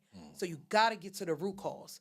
It may not happen overnight, but once you find out what that root cause is, once you find out what that hidden mystery is that is causing this issue, now you got to figure out how to strategize to tackle it. Come on. It may not happen the next day, it may not happen a month from now, it may happen 5 years from now. But look at all our ancestors who had to figure out the root cause. Right. They had to figure out, how do we get around this? What is the strategy around that? If we get this, then we can do this. If we get this, even if people feel like they didn't do much, I still feel that I wouldn't be here as a black woman in my seat if my ancestors still did not find their own strategies to find the root cause of why things are the way they are, to even get me to a place in the table to say, now I found the root cause. Right. I got municipalities that I represent that still have old laws that says Negroes can't sit here. Nobody found that, Right. but I found it. Right. And we got to change that before the community Right. find out. Right. But lo and behold, I bet you somebody probably saw it. And when it's I ain't time, they worried could have about threw that. that out there. I ain't And worried then about that. this municipality don't really have much people that look like It me. don't affect me. So I can only imagine how long that root cause been there for, and they never changed it. You understand what I'm saying? So until you really understand what the root cause is, until you tackle that root cause, you find the hidden mystery, it would always continue to linger and be a plague until it can start being addressed. And even while you're addressing it, it may not happen overnight, like I said, but now the root cause is known. It's known. Nothing happens overnight. Nothing happens overnight, but it's out there. Now everybody knows about it. Now we're going to change it. But the minute you drop the ball, the minute you drop the mantle, it's not going to get fixed. Do you think that the miscommunication in our community is a result of mistreatment, mishandling, or miseducation? Meaning, we don't communicate with ourselves, with our community, as to what we want. You feel me? Everybody's on a me situation. Like, I'm good, so I guess you got to get it the way I got it, right? How do you think we can change that, number one? And number two, what do you think is the cause of that, right? I mean, if everybody's walking away with a me mentality, then that's a you mentality. Right. That means that their mindset is not On for everybody community. else. Right. It's more so for themselves. Right. Now, I'm not expecting everyone to be putting everyone else before themselves and their family. You got to take care of home. But I do think that if you put a little effort into caring about your children, where you say, I care about my kids. And I care about who my kids hang with. Right. So that little effort of caring about your kids does actually contribute into the community. You follow what I'm saying? So even if you may not be worried about the next door neighbor, you worried about your child specifically, the education your child receive, who your child hang with, where your child play, where your child is going to go in another 5-6 years from now. Like, for example, we have Chester Upland School District. We're talking about City of Chester now. Right. There are some schools that can only go to 5th. Some schools go from 6th to 8th. We only have about, 2 choices. Right. Other than that, it's all the charter schools. Right. That was up to your choice. Every parent may feel like I'm limited with choice. What are you going to do about that? Some may feel like it's not their fight. Their focus is, I have kids. I just have my children. I shouldn't have to go hard. But if you want to have kids and you want something better, and this is where you take pride in living, and this is where you choose to live, then you must make sure you speak up. Not only that, you're a taxpayer. You know, we're taking your dollar to make decision. You definitely have a decision and a choice to make, and you definitely are a voice at the table. Right. So you want to make sure that you take those things and put that as your drive to want to be involved in the community. So if you're just looking at us like, well, it don't matter, it kind of do, because if your kid end up going out with the next person, they might end up being involved in whatever that person is doing, which their parents may say is just them too. So I'm never going to look at someone to say that because they're focused on their household or their home or they're limited to what they can provide. Everyone has so many things going on, P, that I'm going to be honest with you. Where we at right now, I can understand why people might feel like I got to think about this, my bills, my this, my that, my that. I can't think about all of that. However, when even if it's a few minutes of your time, 5 minutes of your time, 10 minutes of your time, maybe that few minutes of time, you might just want to think about where you want to see your community. What do you want for your children? What do you, like me, I'm young, but I'm already thinking about retirement. What do I want my community to look like when I'm in my retirement Come on. age? What do I want my community to look like when my children becomes an adult? Right. What do I want what my children are living right now? What does it look like for me now? Right now, where you at might seem okay. But when you start having to get to a place where you have to be dependent on someone, where you might be in retiree state, like you might have to be retired. You may not, you don't know the circumstance you may face when your child now becomes an adult. I know people that never thought about anything until now they had grandchildren, that are grandchildren in certain situations.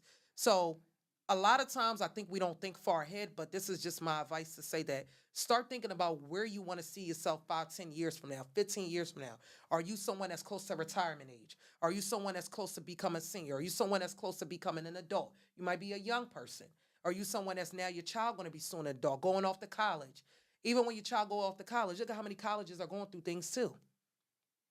I hear about a lot of stories in the universities now, Right. trade schools. So now we got to think about how do we prepare our kids for those real world? And that real world is what we contribute into. So we can't control what the other people do in their household, but we can also control how we do our household, how we build ourselves up in the community. But if our children understand how things are supposed to go, the way they see us involved, like you ever see where a lot of adults, they'll say, my mom used to go out there, they used to feed the neighbor, they used to watch this person, they was down there at the school board meeting, they was down here doing this, but by them watching that is what made them have that voice to say, this ain't right. Right.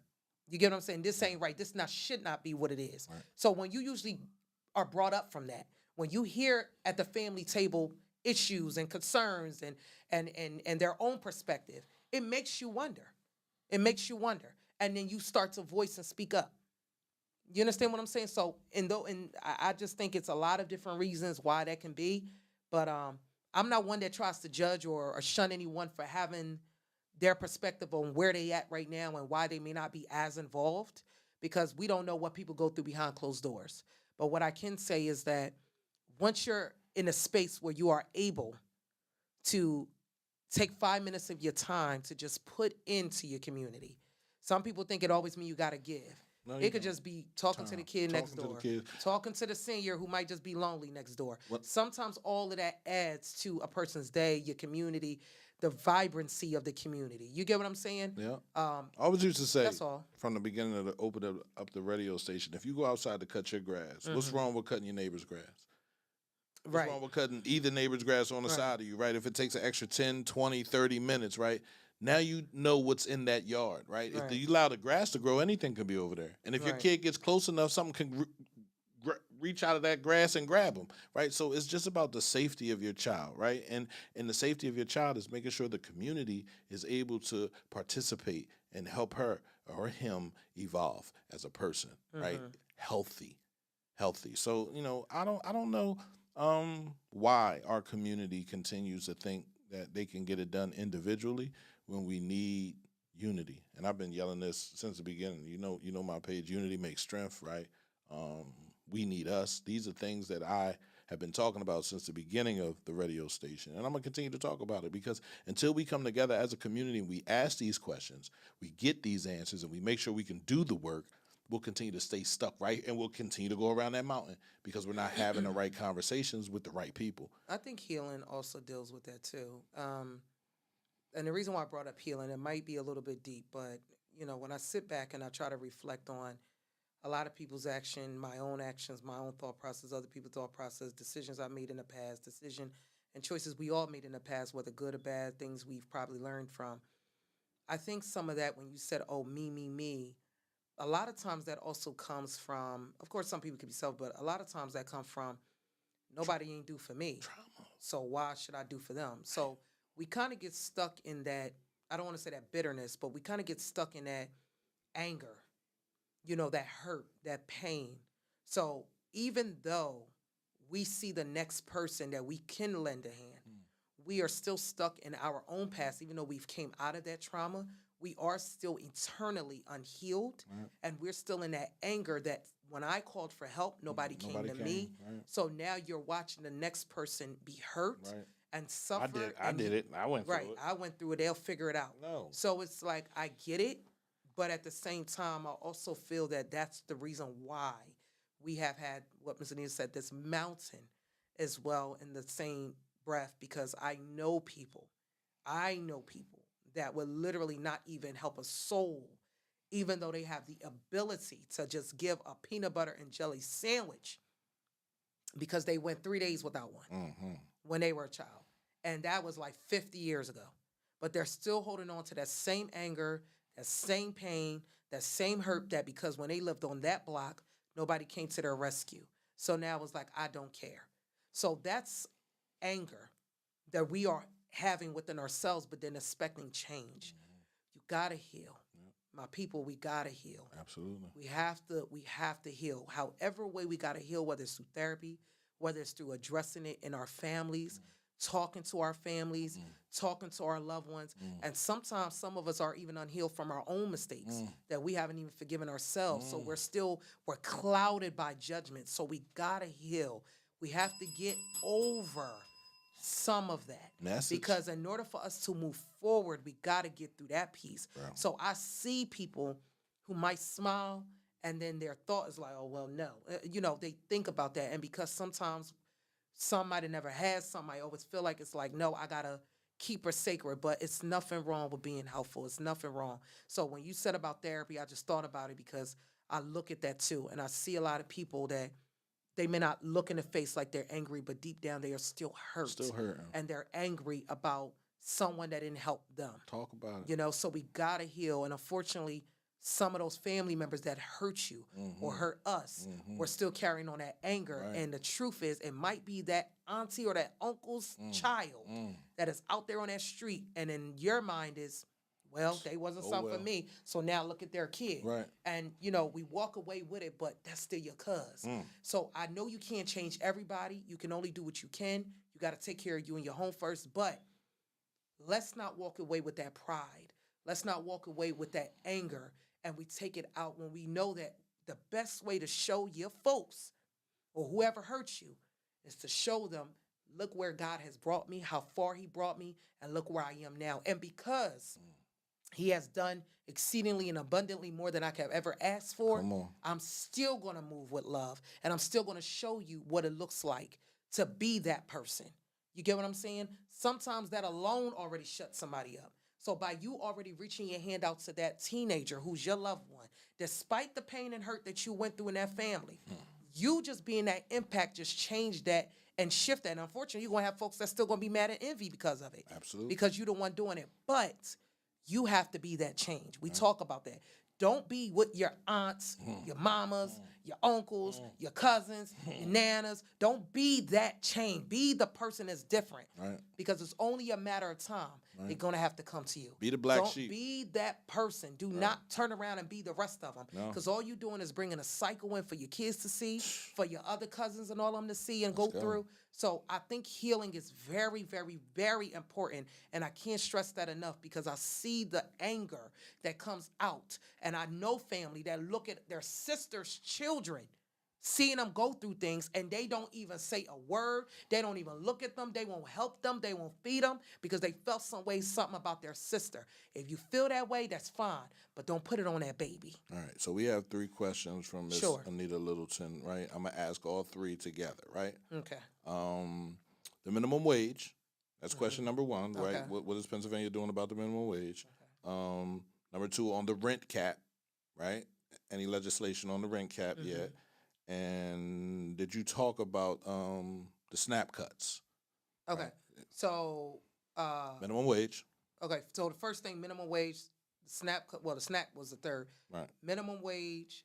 Second one was the Rent cap. rent cap, and the Right. third one was the SNAP. Yeah.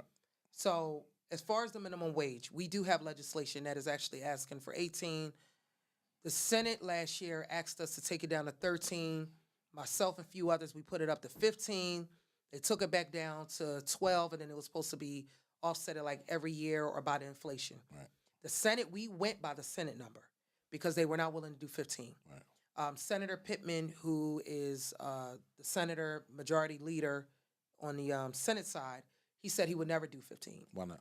because he feels that in his area, the small businesses, which that's another conversation, the small businesses, once we increase that pay, the businesses may not be able to keep up with the employees because they're small businesses. They may not have the revenue to be able to pay more.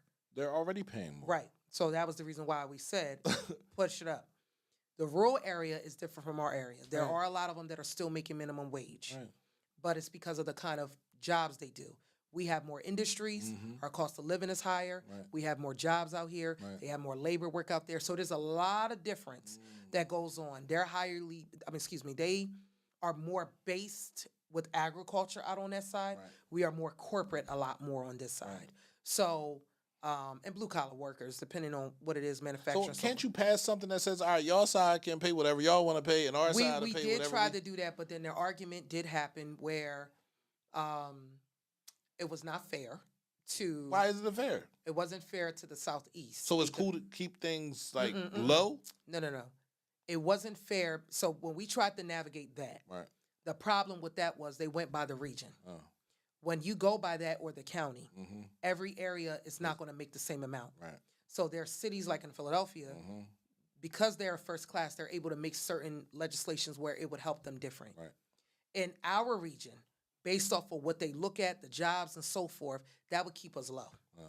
And we have more small businesses. Right. It would not be fair to us to be able to receive a lower amount versus individuals in another community. Okay. There are folks in Chester County Right. that would have made more than us. Right. So we tried that. If you ask me, the legislation that we put in place for 15 minimum should be just that and Right. get it across the board. Right. I also have a legislation where I amended that small businesses that have issues with being able to pay because they feel as though that would take away from their revenue, that we are to give the money over to DCED to fund those small businesses to help them keep their lights on or certain things that they may face where they can be able to apply. Unfortunately, that died down again in the Senate. So this minimum wage is something we're fighting about. The governor addressed it in his budget address. I know that we're still trying to work with that minimum wage. But if you ask me, right now, I'm hoping that Senator Pittman's constituent and people will start flooding his emails. I have put them out publicly, actually, on my rep Facebook page, where I have put him out there. I have exposed him for, I'm going to call it wickedness, because it is wickedness, because he has only been putting himself first. Even when we were talking about the transit funding, the SEPTA, I put him out then too, because he was the one who said, oh, now you worried about SEPTA. Now you see how it feels when we ask for roads. And when he was talking about the roads, that was when Governor Rendell was there. Right. I was in legislation for Governor Rendell. I don't know. That was how many years ago? Right. So the fact that and that's what I mean about anger, the fact that he held on to that anger after all these years to where now we came and said the Southeast need help with transit, public transportation. He took that time and became petty because he didn't get what he wanted for road construction. That is what we're dealing with. Right. So minimum wage is the same person. That mountain that she's talking about Right. is still there. Wow. That's why we can't get minimum wage. Wow. So when they say, can one person? Yes, that one person can, because he's now a leader for the Senate. So I put it out there. I hope a lot of my colleagues expose him. I hope the Senate expose him. But I've already exposed who he is. I'm done holding it my lips. I'm not. Right. He's the problem. He's the mountain. He's the problem. He's even a problem for my own district. Right. Because there are things that I need, he's blocked. There's things that he asked for and I block. And I'm going to be honest, I have to get petty too, Right. because you're not going to keep doing this. Right. He is that one person that does do that. So sometimes that one person, What's his name? Senator Pittman. Senator Pittman. Senator Joe what? Pittman. Joe Pittman? Yes. All right, Joe, we can coming for you. Yeah, he can block things. So that one thing that happens with him, that's where a lot of that can transpire. So minimum wage, I'm still pushing Ms. Littleton. I'm going to keep fighting about minimum wage. I pray in the name of our Lord that we get minimum wage at least next year on the books and we can get it into law. I'm hoping we don't even have to pass by 2026 to get it. The goal was to have it done 2025 to get it effective 26, and it hasn't happened. I spoke to the governor. I said Jersey done pushed it. Maryland, I know he's tired of me every time. I always bring up all of our neighboring states. He always yelling and telling me about Jersey. But I have to do that to let him know how slow we are in Pennsylvania. So every time I see Governor Moore do something, I say, yo, Moore doing something. I seen that, Kara. I seen that. Yeah, we have to because we're so slow. I don't understand what are we doing here. So that's one. The second thing she brought up was what was it again? The state's responsibility when it comes to SNAP cuts. So that's a federal issue. That's a federal issue. Yeah. So we help fund the Fed too, but the state, we help fund the food banks, the pantries, and so forth, and the schools for the free meals. So will they still be open if y'all don't pass a budget? As long as they have the money. Right. If they don't have the money, then they cannot pass it. A lot of pantries are right now scared because they don't know how they're going to be able to feed that many people. They don't have the resource like that the way we think they should. They rely heavily on our dollars. They rely on the federal dollars. So unfortunately, where we are heading right now, because we have not passed the budget, because feds are on shutdown, we cannot give anything right now to anyone else. So what they are receiving is through donations, through private help, and through chains that want to come together. So Ms. Littleton, what I'm trying to do is work amongst retail chains, food chains, and so forth that is willing to partner with me. I've been talking to farmers in Lancaster and other areas who are currently right now picking to see if they're willing to give baskets and baskets full, trucks full of produce that is coming straight from the ground once they, clean it off everything to give products. So a lot of these pantries also rely on those type of farmers too. So right now they're going to be limited. And like I said, the funds right now is not yet given. That is one of the scary things right now. So as far as the SNAP, that's a federal issue. That's why I talked about knowing who you're putting in place, what actually falls in line for every official seat, because SNAP is a federal issue. We have no control over SNAP. However, we do put some money in the state towards those individuals that receive SNAP for the school, which is why I said if we don't get our money up for the school, those individuals that are eating free reduced meals because they receive SNAP, that's also going to be on the line. So that's what's going on right now for SNAP, and the only thing I can do is what I'm able to do within my scope, and to keep pushing for our I'll say our Congress individuals to do what they got to do to push it. SNAP right now is on hold because of their own budget. So they also have not finalized their budget. We haven't finalized our budget. The difference is once the federal government has not, they go on shutdown. We kind of a little bit isn't shut down too in PA, just not all the way to the max right now in federal. Right. If we keep going in this in the next few weeks, y'all will be definitely hearing about a state shutdown. So the federal side right now is shut down, and that's what's putting everything on pause. They cannot spend any money until everything is finalized. Same thing with the state. We cannot spend any money until it's finalized, and that's the budget. So, and this is the longest federal shutdown that they have had that I can ever remember. So, Ms. Anita Littleton asked another question. She also asked about the legislation on the rent cap. Oh, I'm sorry. Yes, rent cap. I actually have a legislation about rent cap. So that was actually addressed and responded to. So that went through my local government committee. I'm on that committee. I serve on it. And I have spoken on that rent cap. They have mentioned to me that the rent cap, if they do it through the state, it would have to be strategized through the region. Fine. Okay. They also said DCED, we would have to put some money in place for communities that might have to do certain things with zoning. Fine. The problem that they really said was the biggest issue, which they weren't able to push mines through yet, was because they said they believe that should be a local municipality thing. They don't think that if I push that on a state end, they feel that I can't speak for Chester County because it's a different type of community and county. They can't compare Chester County to Delaware County. The folks that live in Chester County have different kinds of careers, different kind of living, different kind of families, a whole different dynamic and different policies compared to Delaware County. Their zoning is also different. Their jobs might have some of the same job, but don't.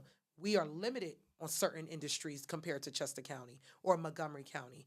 So they mentioned to me that if we do a rent cap across, some areas are considered wealthier areas where they make their funding off of that and they are able to attract individuals to come in. So they said that we would have to do something locally, and I believe I mentioned it before to the leadership in the city before, and I know I mentioned it around the district as well, where we talked about the zoning, where certain areas you could keep a certain price, and then individuals that might live in a certain community might have to just be at a cap of like $1,300 a month. You can't go higher than that. So every landlord that comes in that wants to develop, that is something that they should agree to. In addition, I also thought about the rent cap because some of these landlords also get funding from the federal side through HUD in order for them to have a decrease in rent. But the problem is, I also see where they are still technically allowed to increase it because there's not really a law that says just because you get it, you're basically getting that funding to say. But it says for decrease in rent, right? So if you're Correct. I mean, in a way. Right. So, I mean, the purpose of you getting that money is to say, if I'm a developer, I'm going to give Stinson Towers. Stinson Towers is a property right now that falls under HUD program. Because the owners, the investors, they get a certain amount from the federal side. They're able to get that because they said, hey, we want to come in and buy this property. If we buy this property because it's in a low-income community or the individuals that are there are retirees or they're seniors, they don't have much, we cannot even charge them. Let's say they may say we can't charge them over $800, right? That's what they're going to tell the federal side. That's what they tell us. We can't charge them this amount because then from there we'll have all these people out on the street. So we're trying to give them a place for an affordable rate. But because I got to pay this tax, because of us not being able to make this end meet, because we're not doing this, and we're doing it in a community that's considered financially distressed, so we're going to need more money on your end to help us keep lights on, to help us do this, because the amount they give us is not going to equal the amount of what we're really paying towards our revenues, our expenditures. Right. So that's what the federal side do. They're giving them that money since they're willing to invest in an area that needs to properties that have affordable rates. So that's what they're doing. Unfortunately, some of them still don't follow that, where they may say, well, we're going to go up maybe like 2%. So they go up 2%. They try not to go up gradually, like massively, but they go up gradually. You get what I'm saying? So they're still making their money on both ends. In that case, if you ask me, I think there should be an ordinance or a policy in place in the city that says if you are getting HUD funding, if you're getting this for this, you cannot go over this amount. That is their policy. Right. So any further or future landlords that choose to come in or developers understand that if they want to build something or invest in something or redevelop something in that zoning area, this is what you can do. So you just have to think about what that looks like. Right. What are you going to bring in? Right. So I'm just tired of seeing individuals come in, they're taking slop, not doing nothing with it, and they're charging you $1,600 a month. Crazy. In an area that they're asking you to still show 3 times the income, when clearly, if you were making 3 times the income, you wouldn't be living here. You would not be sitting up there living there. You would have been buying your own to reinvest. You'd have redeveloped it yourself. So you would not be doing that. Yeah. So some things are just clearly, it's just profound. But that's another way of keeping people out. Yep. So it's just a new way of saying, okay, if they can't, these are the people that can afford to come in. And then those folks that come in, they start to drive out the rest of the community. Then here come the real development that comes in. And then from there, we have more people out on the street. So I'm for rent control. If I was Ms. Littleton, I would definitely present it before council, before the city, because the city does have the authorization to implement something like that. I have spoke to Dr. Monica Taylor on the county end. I brought this up to her about 2 years ago, and I know she still is trying to figure out what that looks like, but we have talked about rental control even in the county. And we talked about maybe certain areas like Upper Darby, Chester, and few areas, what that may look like, or what would that look like if it exists, but there has been nothing that has been like final. Right. So I don't have no control over the county council. I just presented to her as a proposal. Right. Everybody may not be for rent control. At this given time, we need some type of control. Absolutely. But again, minimum wage, it's a whole lot that plays in a factor. So people are increasing rent because cost of living is higher. Right. Food prices is high. Right. But unfortunately, you cannot even afford no more to live where you are. So we were out today at the Boys and Girls Club for the lead. Lead awareness? Lead awareness. And a young constituent came up to me and she was talking about Flower Manor. right? And she was like, "There's no heat or Park Terrace." All right, Park Terrace it was, right? How can people that are renting, get action put on the landlord for not being able to supply heat and cold air and clean running water, right? What's L&I L&I in the city, in the city? the code Okay, of conduct that they can right, go out there. right. The Okay, code enforcement inspectors, that's right. what their job is. Okay, They go in there and they see that they're supposed to report that to the state. They can go in there and see that. I know when there are people who have made reports to me. So that Banneker situation, right? Remember when that report came out? right, That was because my office, when I first got in, I was on HUD tell about that. right. I linked up with Congressman Mary Gay Scanlon's office. Mhm. I told her about it. We got HUD on the line. Have you ever taken her over there? I personally have not taken her over Has there. she ever I been have over there? taken her staff over. I can't even say if she has Right. or hasn't. I think she should walk through. I'm gonna be honest. I don't even. And know if she doesn't want to go, it should be shut down. yeah, well, I don't know if she has or if she hasn't, Right. but I can honestly say I know her staff has, Right. and that was because we continued the conversation with the staff. Right. But the day I walked in office, Right. Stinson, Palmer, Uh-huh. and Banneker were Right. the top three Yes. that I was on top of HUD about. Yes. HUD said to me they cannot enforce certain things, but then again, I had to kind of hit them with the law. Right. Well, technically, in order for them to get this money, you have to be able to do this. In order for them to qualify, they have to follow this. Then they said, okay, well, yeah, we can swing around it. Right. So that report that was put out for Banneker's was actually initiated through my office. That was the report that I actually asked Banneker to do. HUD to do. That was because I had pushed for also the secretary of HUD to even initiate something. I'm still waiting for them to come and do their report with Stinson and Palmer. Right. And I'm saying it on a record because even if their leasing manager is watching, Right. she already knows how I feel about it. Right. She can't stand me, and it's okay. Why can't she stand you? Because you're asking for her to make sure they have livable conditions for humans? Yeah, so I guess it makes their job more difficult. It doesn't make her job difficult. I was going to say, however, that's not my concern. My Right. concern is to make sure that people have quality living conditions. So there's so many different things that are happening that, like I said, I don't have the control over because it's under federal scope or governance or control, but I can still reach out to those entities, to those departments to make reports. So I have made reports. So I just, want landlords to know that if constituents are going to call our office, I'm not saying everybody that call, I'm just going straight in. I'm going to go out, check. If I can't, my staff's going to go out and look, or they try to see. I know there's a particular, complex that we were working very well with. And the minute we started getting complaints, I know that individual did not like it.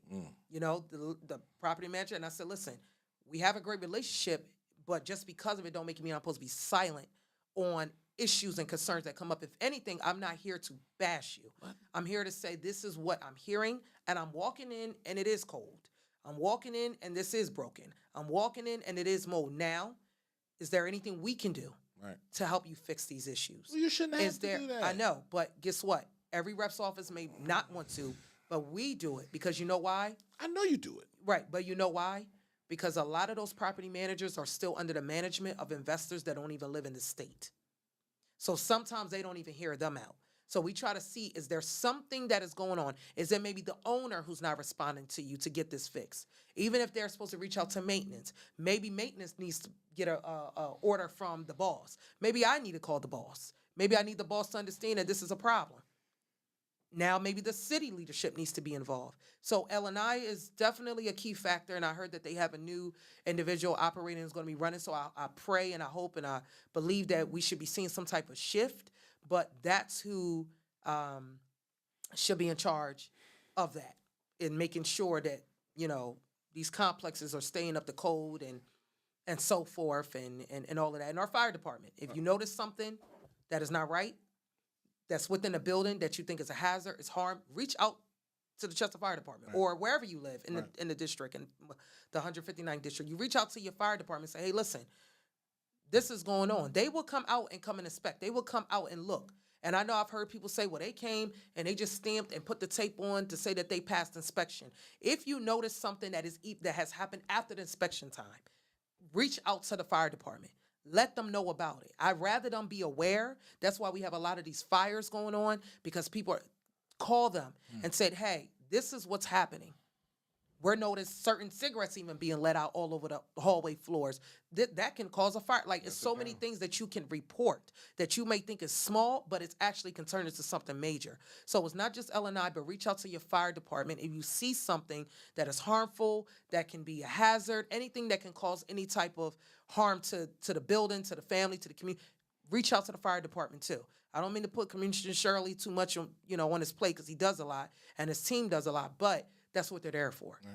You understand? So reach out. Even if you can't talk to them, talk to us. We'll talk to them and say, hey, can you go to this building? They're saying that they're noticing this and this, and wires are all over the place. Wires are hanging down, and maybe they need to go and see that, and then they could call L&I. That's a hazard. Right. So all those different things matter. So just what reach happens out. when you call L&I? Do they give the owner fines? Does the owner have a certain amount of time? I can't speak for L&I and how they run their department, and Right. because they have a new person coming in, L&I can also come up with the scope of how they strategize the way the department's supposed to run. Right. But the first step, usually they come out and check whatever the issue is, whatever the complaint is. Right. Once they check it, they more than likely give a warning to the landlord, leasing manager, however it goes, whoever's in charge, to let them know this is what we have inspected and found. This is a violation under section so, or this is a hazard in regards to da-da-da. You are hereby, you're supposed to adhere to this, and this, and you're supposed to be obligated to fix this, and this, or it can be an issue. If this is not met by this date, when we come back out to inspect again, or if it's not met, or you have not sent us any documentation showing us that this is done, then you're going to have to now be met with a fine. If they're met with a fine, they might have to be met with a second fine. After that, usually they can from there issue a shutdown. So all of these things that's happening at the Banneker, people still live there. Yes. They have said. But that was also, so it's two ways. It's a city choice, because if they were to shut it, where would everybody go? Is the city even prepared, meaning leadership, to even be able to find all these folks a place right now? That's where the talk has to happen. Where are the people going to go? But then again, they can't stay in there. But then again, if you shut it down, why can you get those people to start fixing these things now? So, I mean, Banneker's been like that for a long time, to where it definitely need a clean out. Need a clean house. It wasn't terrible when I. It wasn't that terrible. I mean, it was always. I lived there in 1988. Like, so it wasn't that bad, but it wasn't that bad. People were pooping on the steps. You feel me? Like 10 years. 20. I want to say 20 years. I want to say 10, at least over 10. I know. 20 years, 25. I walked in there since 2019. It's been even more. And somebody got stuck on the elevator. Right. You feel me? And it was in between floors, so we were trying to open it up, and she didn't want to climb through because she said, "What if it go up? Or what if it go down?" Like, lady, you either want to get off this joint now, you want to stay stuck on there all night. You feel me? We was there for like 2 hours trying to get her off. But this is what happens, right? This is what happens when the people that own properties, number one, don't live here. Number two, don't understand the people here. This all relates to the people that come through here and they vamoose at the end of the night. They're gone. They're not worried about what happens here. And the community, I'm not going to say isn't worried about. They're just used to being at the bottom of the barrel. Right. So and you deserve better. Community. You definitely deserve better, man. They created the problem, man. So yeah, and the Banneker. Yeah, make the owner find places for people to go. At least do this, right? The top floors. If you move ask everybody me, out, because this is what they did down Delaware when they were fixing. They rented out other spaces in other apartment buildings, right? So find somewhere for the top floor to go, fix the top floor, then work down every. That's floor. why I said they can either fix it inside, right? Get some folks to be wherever they need to be, right? Or shut it down, but you have to find places for them to go. Absolutely. Do they have? Like I said, is the city prepared to move that many people out? I don't think so. The city would have to do that. Who owns this? The owner and the city, because the city's also shutting it down, but the owner. But again, that's where the laws came. So I have a legislation that talks about that. That before even the Banneker situation came up, I was already putting that in effect to where they would be responsible.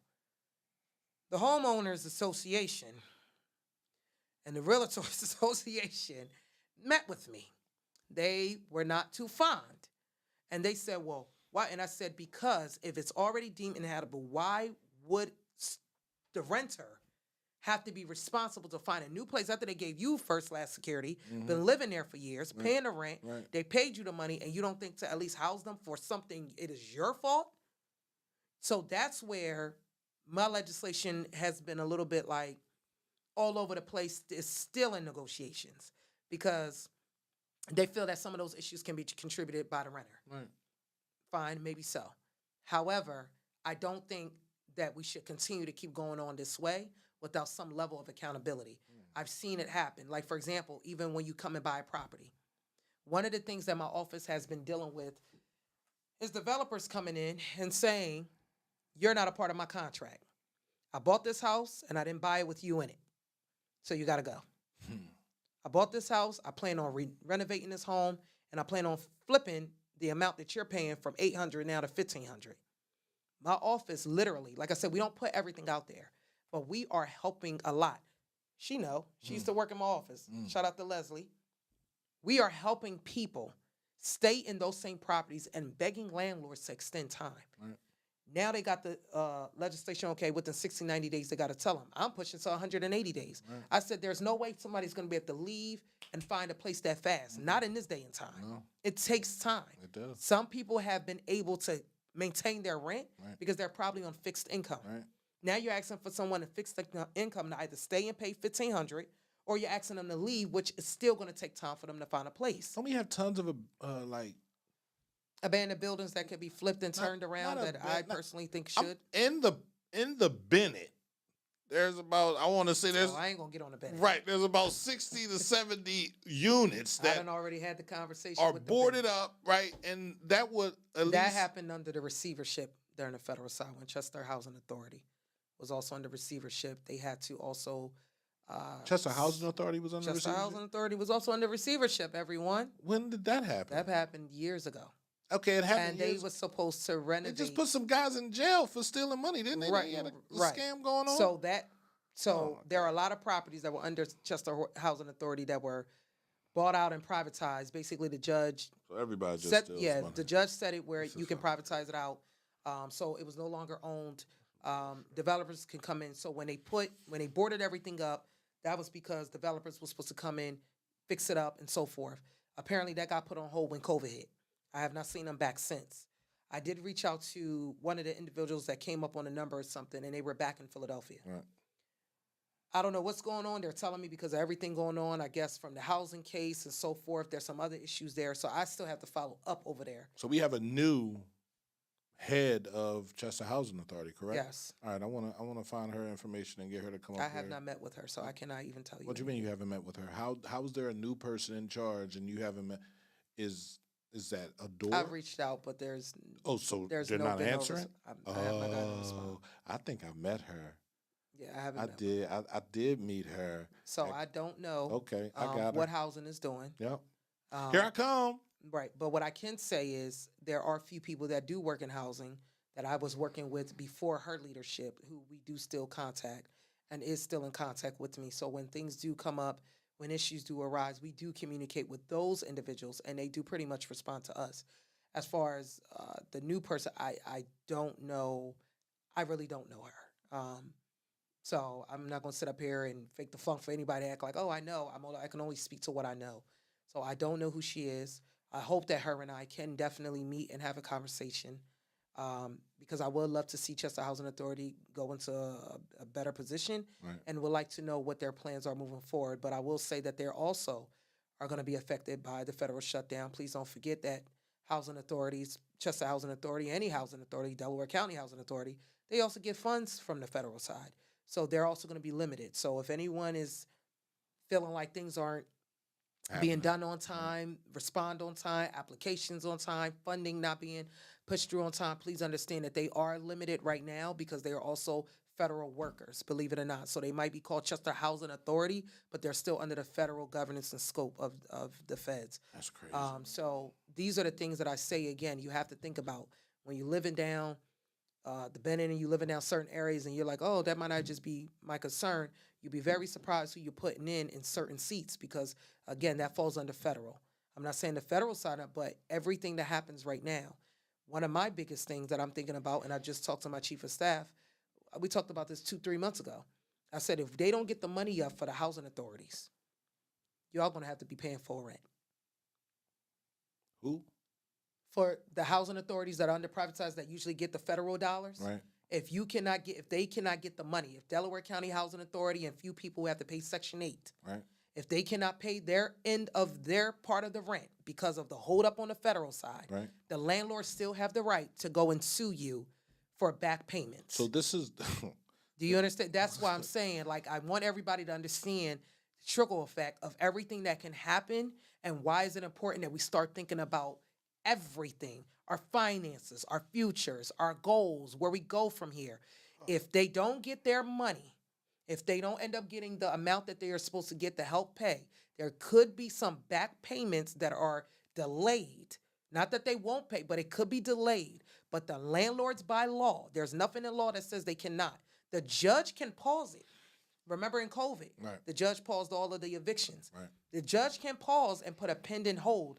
But again, that's not just PA. That's all over the United all over States. the United States. So if they don't get their money for folks that are here in this district in PA, you might be delayed. Right. So if you don't pay anything and they pay all of your rent, Right. you might be delayed. Your landlord has the right, unless there's a pending hold, which there is none right now, where they can go and still sue you for those payments. You still will be responsible to make those payments. Even if you say, I'm supposed to be under housing, you better just hope the judge says, okay, we're going to put it on pause or pending. So they can pause some things until the federal side, because it's not really a control of the community. It's not like the renter is by fault or anything. However, just know that the landlord still does have the legal right to go and sue for back payment or for their rent.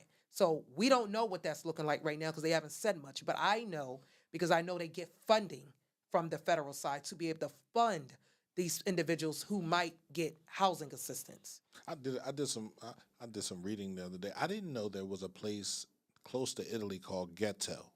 Yeah. Right.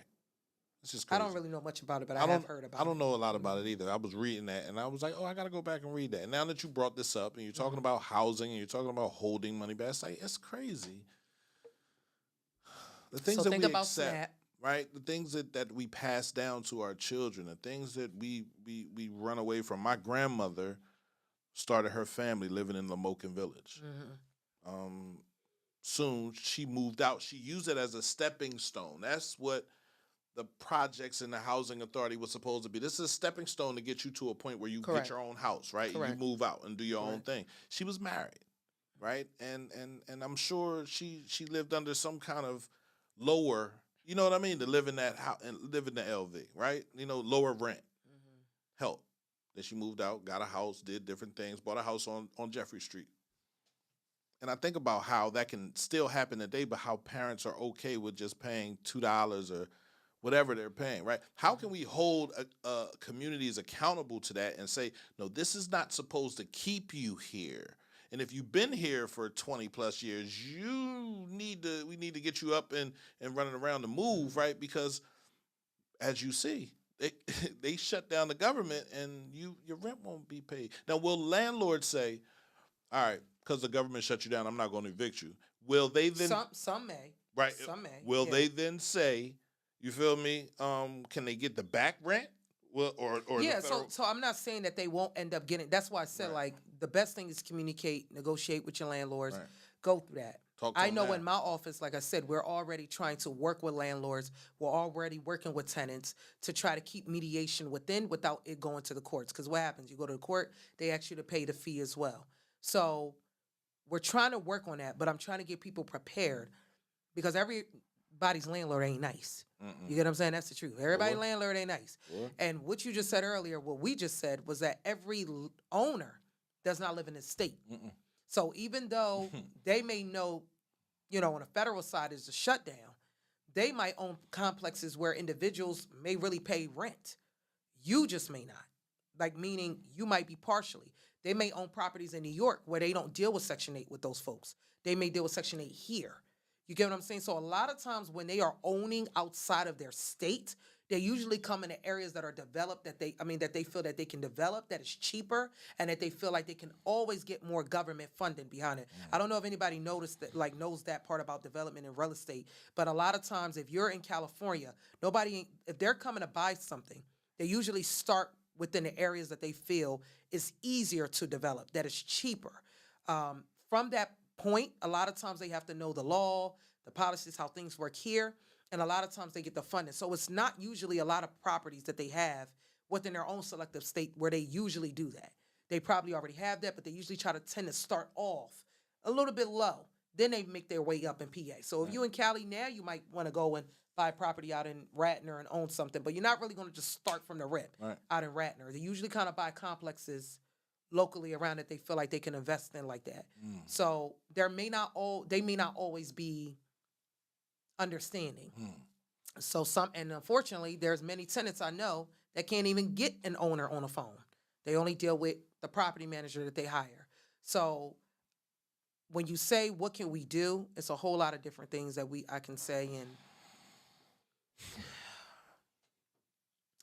everybody's in different situations. Everybody is, and I understand. Everybody's in different situations. So I can give advice that might work for one person might not work. It may not work for the right? next. And to be honest with you, it's also how you brought up. Right. It's what you're exposed to. Right. It's what you're educated about. It's what you're informed about. Even when you say, okay, you're here to get a step up. I'm also thinking about the fact that some people might have to come out of school to care for loved ones. Right. Some people had to raise siblings. Right. Their priorities were not education. Their priorities was probably working. Right. Everybody's situation is different. Sometimes it prolongs where they may have to rely for a while that way until they're in a place and they're stable enough to be able to go and invest back in themselves, to be able to put themselves in a situation to say, now I'm here, now I can go and do this. Unfortunately, like I said, there's so many different things that I can say, but the biggest thing that I would tell people is that you got to save. Even if it's $20, you got to put it to the side. You have to get a checking account. Start opening up accounts. Even if you don't want to, you don't believe in banks, you don't try, put something, I think we used to use socks and all that. Put something somewhere sacred. But even if it's $20, save. It's called your emergency funds. Right. That's the first thing. I think I said it earlier. Look where you are now. Some people are comfortable, some people are not. Some people are not comfortable, even though they may not complain about it. It's just what they may feel is impossible. Right. Some people may feel, well, I'm never going to be lucky enough to go live in an area. Even if you don't live there, you can still live here and just build. You get what I'm saying? It's really about what you want and what you are trying to figure out and what you're trying to actually get out there. Now, unfortunately, there are some that want a lot. They reach out for help. They don't get it. The resources are not always available. The information is not always available. And that's where we have to work better on as a community. It's also providing the information. I hear Dr. Motley. I hear a lot of people that's giving information. We got to be interested to want to receive it. Right. You get what I'm saying? Right. So when she talks about lead, a lot of y'all in homes with lead, you got to take 5 minutes of your time to want to address that lead issue. Absolutely. If you don't know what it look like, you might want to take 2 minutes of your time to come down and get the paper so you can read what it looks like. Come on. If you don't understand what that means, what you're reading, then that's where you ask Dr. Motley, what does this mean by lead? Absolutely. Can you come or can you have an inspector come to my home and determine if I have lead issues so your kids can be safe in the home? So those little things all matter. Yep. But if you do not start to prioritize your home, the safety of your home and care, these landlords won't. And that's where holding them accountable comes in. People don't even know. You put your money in escrow. You go in front of a judge, you say, Your Honor, you're right, I did not pay my rent for 2 months. You know why? Because I've been asking them to get this carbon monoxide out of my basement. And they have not, and I have 4 children in this house. You have that right. Put in an escrow. Once the judge tells them, you need to fix this, that is a hazard. Right.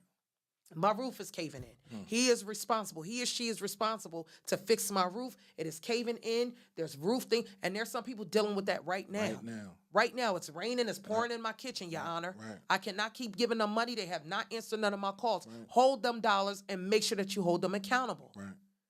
That's that.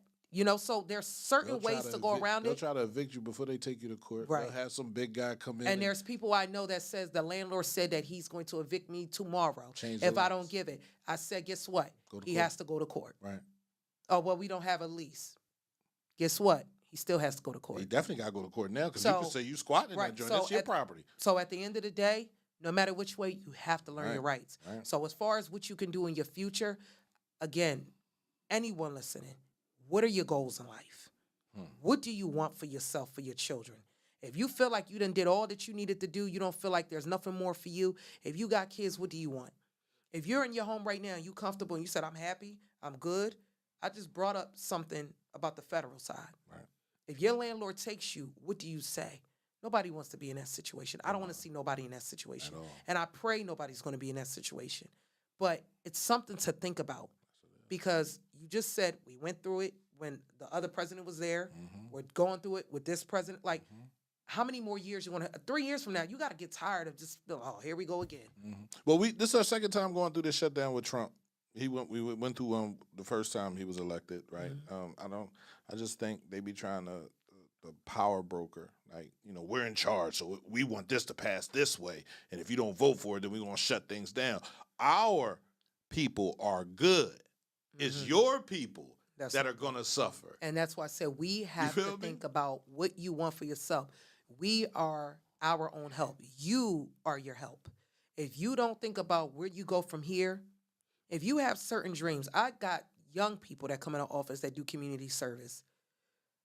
I don't know how many reps that do community service through their office, but I let them come in and do community service because I think it's more than just going out there and just cleaning up the community as community service. Learn what your community I want your needs. community service to not only just be that, but to come in and learn what these things mean. Yes. Why are you doing what you're doing? Come and see something different. Now you coming in and you doing something different. That's where the judge can say, okay, well, this person is maybe a little bit serious or serious about wanting to do different. But you know what that does? It informs them. It educates that young person to want to see different, to want more. When you got a young person that says, hey, I would love to see more of your home buyer fairs happen. And this is what they're saying to me, because I only had about one. I fell back because I know there's other organizations that have it. So I try to go ahead and let them do it. But when they say, I want to see more of this happen, but I want to see the information be brought to our school. So if anybody who works with realtors or CD banks or all these banks, please drop the information off to all the schools. But when you hear them say, and this is what they're telling me, these are young high school, I would like to see that information more in our schools because my parents don't really go to them. My parents have to work. So maybe if we drop it off at the schools where they can come back with the flyers and say, Mom, I learned about financial literacy. Mom, I learned about this. Dad, I learned about this. Meemaw, I learned about this. Gigi, I don't know that y'all still say Meemaw and Gigi's, but you know, I learned about this. Even if the parent at the time may not look, but when they continuously keep seeing these information in their book bags, it might actually make them say, oh, you know what? I had to work these doubles, but I needed to look into something like this. Sometimes they come to your mind and your mind blow over because you got so much going on.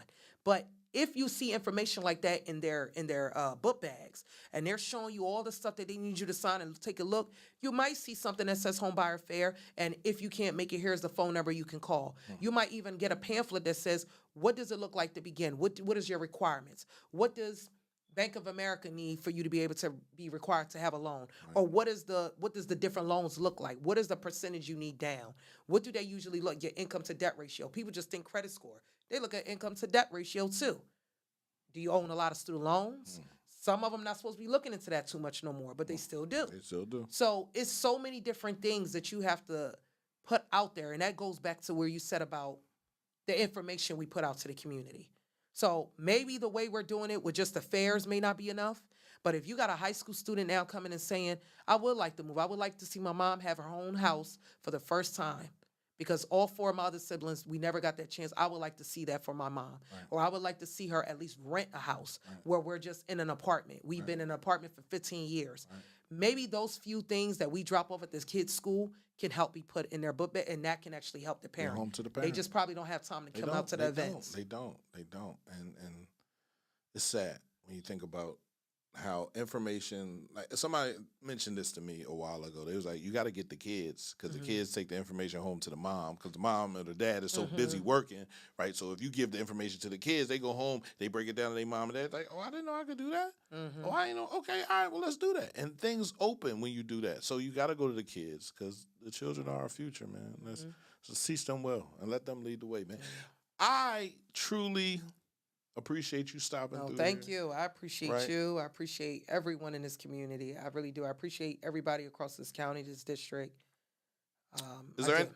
any new legislation that you're working on that could benefit the city of Chester? That's a question that Miss Anita Littleton asked. Uh, so the rent control is what I reintroduced. I'm currently working on a lot of safety ones that I have to strategize and tighten up a bit before I can even say it's completed. Right. I'm now, appointed as the new chair, Pennsylvania's chair of Come on. youth and public safety. Come on. So I'm actually happy about that. So it's always been in other counties' hands. So for the first time, Delaware County's finally in that seat as a chair. Right. So I'm really thinking about new strategies and ways that we can implement more resources and programs, but also safety measures. So the safety tactics I'm looking at is from every scope, whether it's mental health, whether it's the juveniles. Right. Do we need actual detention centers? Do we need actual programs? Do we need Like, programs? do we need this? Do we need that? So it's a lot of different legislations that are going to fall in line with that. I do have one right now that I'm going to do a public hearing about, but it seems like I'm getting bipartisan support on it. I didn't really know the response of it, but it's a legislation which some police departments do it now. But it's basically where if you have a child with on a spectrum or any mental health illness, not even a child, actually anyone, an adult, you come and you give the information, the adult information, their diagnoses, what are their triggers, is there something that they like, don't like? And the reason why I'm putting that in place is because if they were to be in contact with any police officer, they run their name. They will see that this individual either has schizophrenia or this individual has autism or this individual, and they might see that this person gets triggered by maybe a 6.5 person, 6'5" man, Right. or this person deals with these type of triggers, or the person may get, anxiety if you come too close. Right. When you see certain things like that, it's also holding them accountable to say, let me call over Right. to the individuals who's supposed to come in and meet with me to deal with individuals like this. Come on. And I'm also pushing for this for training, not for every police officer, but for some that already has the passion to want to look into more like mental health, behavioral health. So those officers that also has maybe certain backgrounds, degrees, or experience in that, maybe the officer that needs to be called. So I'm also creating a department that would deal with these type of issues too. So those officers would be specialized officers that have experience in things like this. So we would also diffuse and decrease harm to the officers and to the individuals they are dealing with. What also triggered me to do this is that a lot of people don't know, I go to a lot of the state prisons. We have autism units that are separate. We have buildings for people that are autistic. I have a problem with that. Why do we have more programs within DOC to tackle someone to be confided in a prison when they're clearly on a spectrum, and we should have programs more out on the street? And a lot of times it's because they're arrested a lot of times for certain initial encounters. Some people, I've had some admit to me that they did not know an individual they were dealing with had a mental issue or mental illness, and they triggered and hit an officer or something like that, thinking they were coming to harm them. And unfortunately, still ended up in jail. So that's part of that. That's the transparency. Another piece is police departments also have to pay for insurances. So with that training, with this accountability in place, it can also limit the amount that they're paying, which is basically their liability insurance is what I'm gonna call it. That's what it is. So it helps decrease that, which also helps decrease the financial contribution from the city. So when we get that in place, it actually limits how much we're paying from the city, which actually saves us money as a city. So, but that's just one of the things that I'm working on as far as like you know, that piece of it. But it's a couple things. I got the charter control. It's a cap where I'm asking for a statewide cap where any school can come in, whether private or charter, but it's only a certain amount of students that they can take out with the community. And that's just to make sure that we're also not taken away from the public because we also got to give back to those schools too. And the reason why I'm asking for a cap is because right now, let's say Chester Upland, there's a lot of students, as you guys know, come from Philadelphia to go to school in the charter school. I have no problem with that. That's their choice. The problem with that is they found a loophole. What I mean with that is Philadelphia has a cap. They have a cap on how many students can attend the charters to keep them within the school district so they be able to keep the funding going to provide the resources to these schools, meaning to the public schools that they service. What they did was because Chester does not have a cap, Chester Upland School District doesn't have that cap in place, those students can now be reverted back over to our school district. So that school district is still losing out more money. So when they do that, they don't even realize that why they keep trying to figure out where their finances going. And I only knew that, and the CFO never figured it out until I told him. He said, "Oh, so they're still trying to figure out why our dollar amount is not matching. It's because we have a lot of that going on. They're just finding new loopholes to be able to push out. So what they're doing is saying, oh, listen, we have met the deadline cap here, but we did not meet the deadline cap there. So if you want, your child can just go there and we'll provide them transfer to go all the way over there. In fact, the school district got to pay for your child to come all the way from there to all the way over here. So no issue, no problem at all. So now everybody's like, okay, cool. And they're sending them over. But then there's also no accountability because a lot of those families don't really know what's going on. Right. A lot of them don't have that time to take that long drive or don't have the transportation to take that drive all the way to the city to figure out what's going on with the schools over here. They're just going by what's being marketed. So it's not to shut down or to bash or to say this, but I do think we need transparency. We definitely need that. I do think we need accountability. Absolutely. So it's not towards the workers. It's not none of that. I love everyone that I'm telling you, shout out to them. Even the Chester Community Charter, even CCSA. I met with all of them. They're doing fantastic. However, there's still a problem from the top. All right. And those things are happening because from the top, there's also no legislation in place. None. So I'm also trying to put that cap. I know last time we talked about it. I know they're talking about it again with me this year. And I know a lot of them said, oh, well, we're not going to worry about the cap because everybody's already doing it. I said, no, we not. And I know other school districts that said, no, Carol, we ain't got no cap because the cap can only happen if their board and their school district all agree together. So that's designed for a reason. So, of course, we don't know how long that would ever take. So the only way you can overrule that is through the state. Wow. It's if you put a statewide cap. So there's so many other things that, like I said, that I have in place that I don't have in front of me because, like I said, there's a whole lot of them that can honestly benefit the city. I do have a legislation around Chester Water Authority.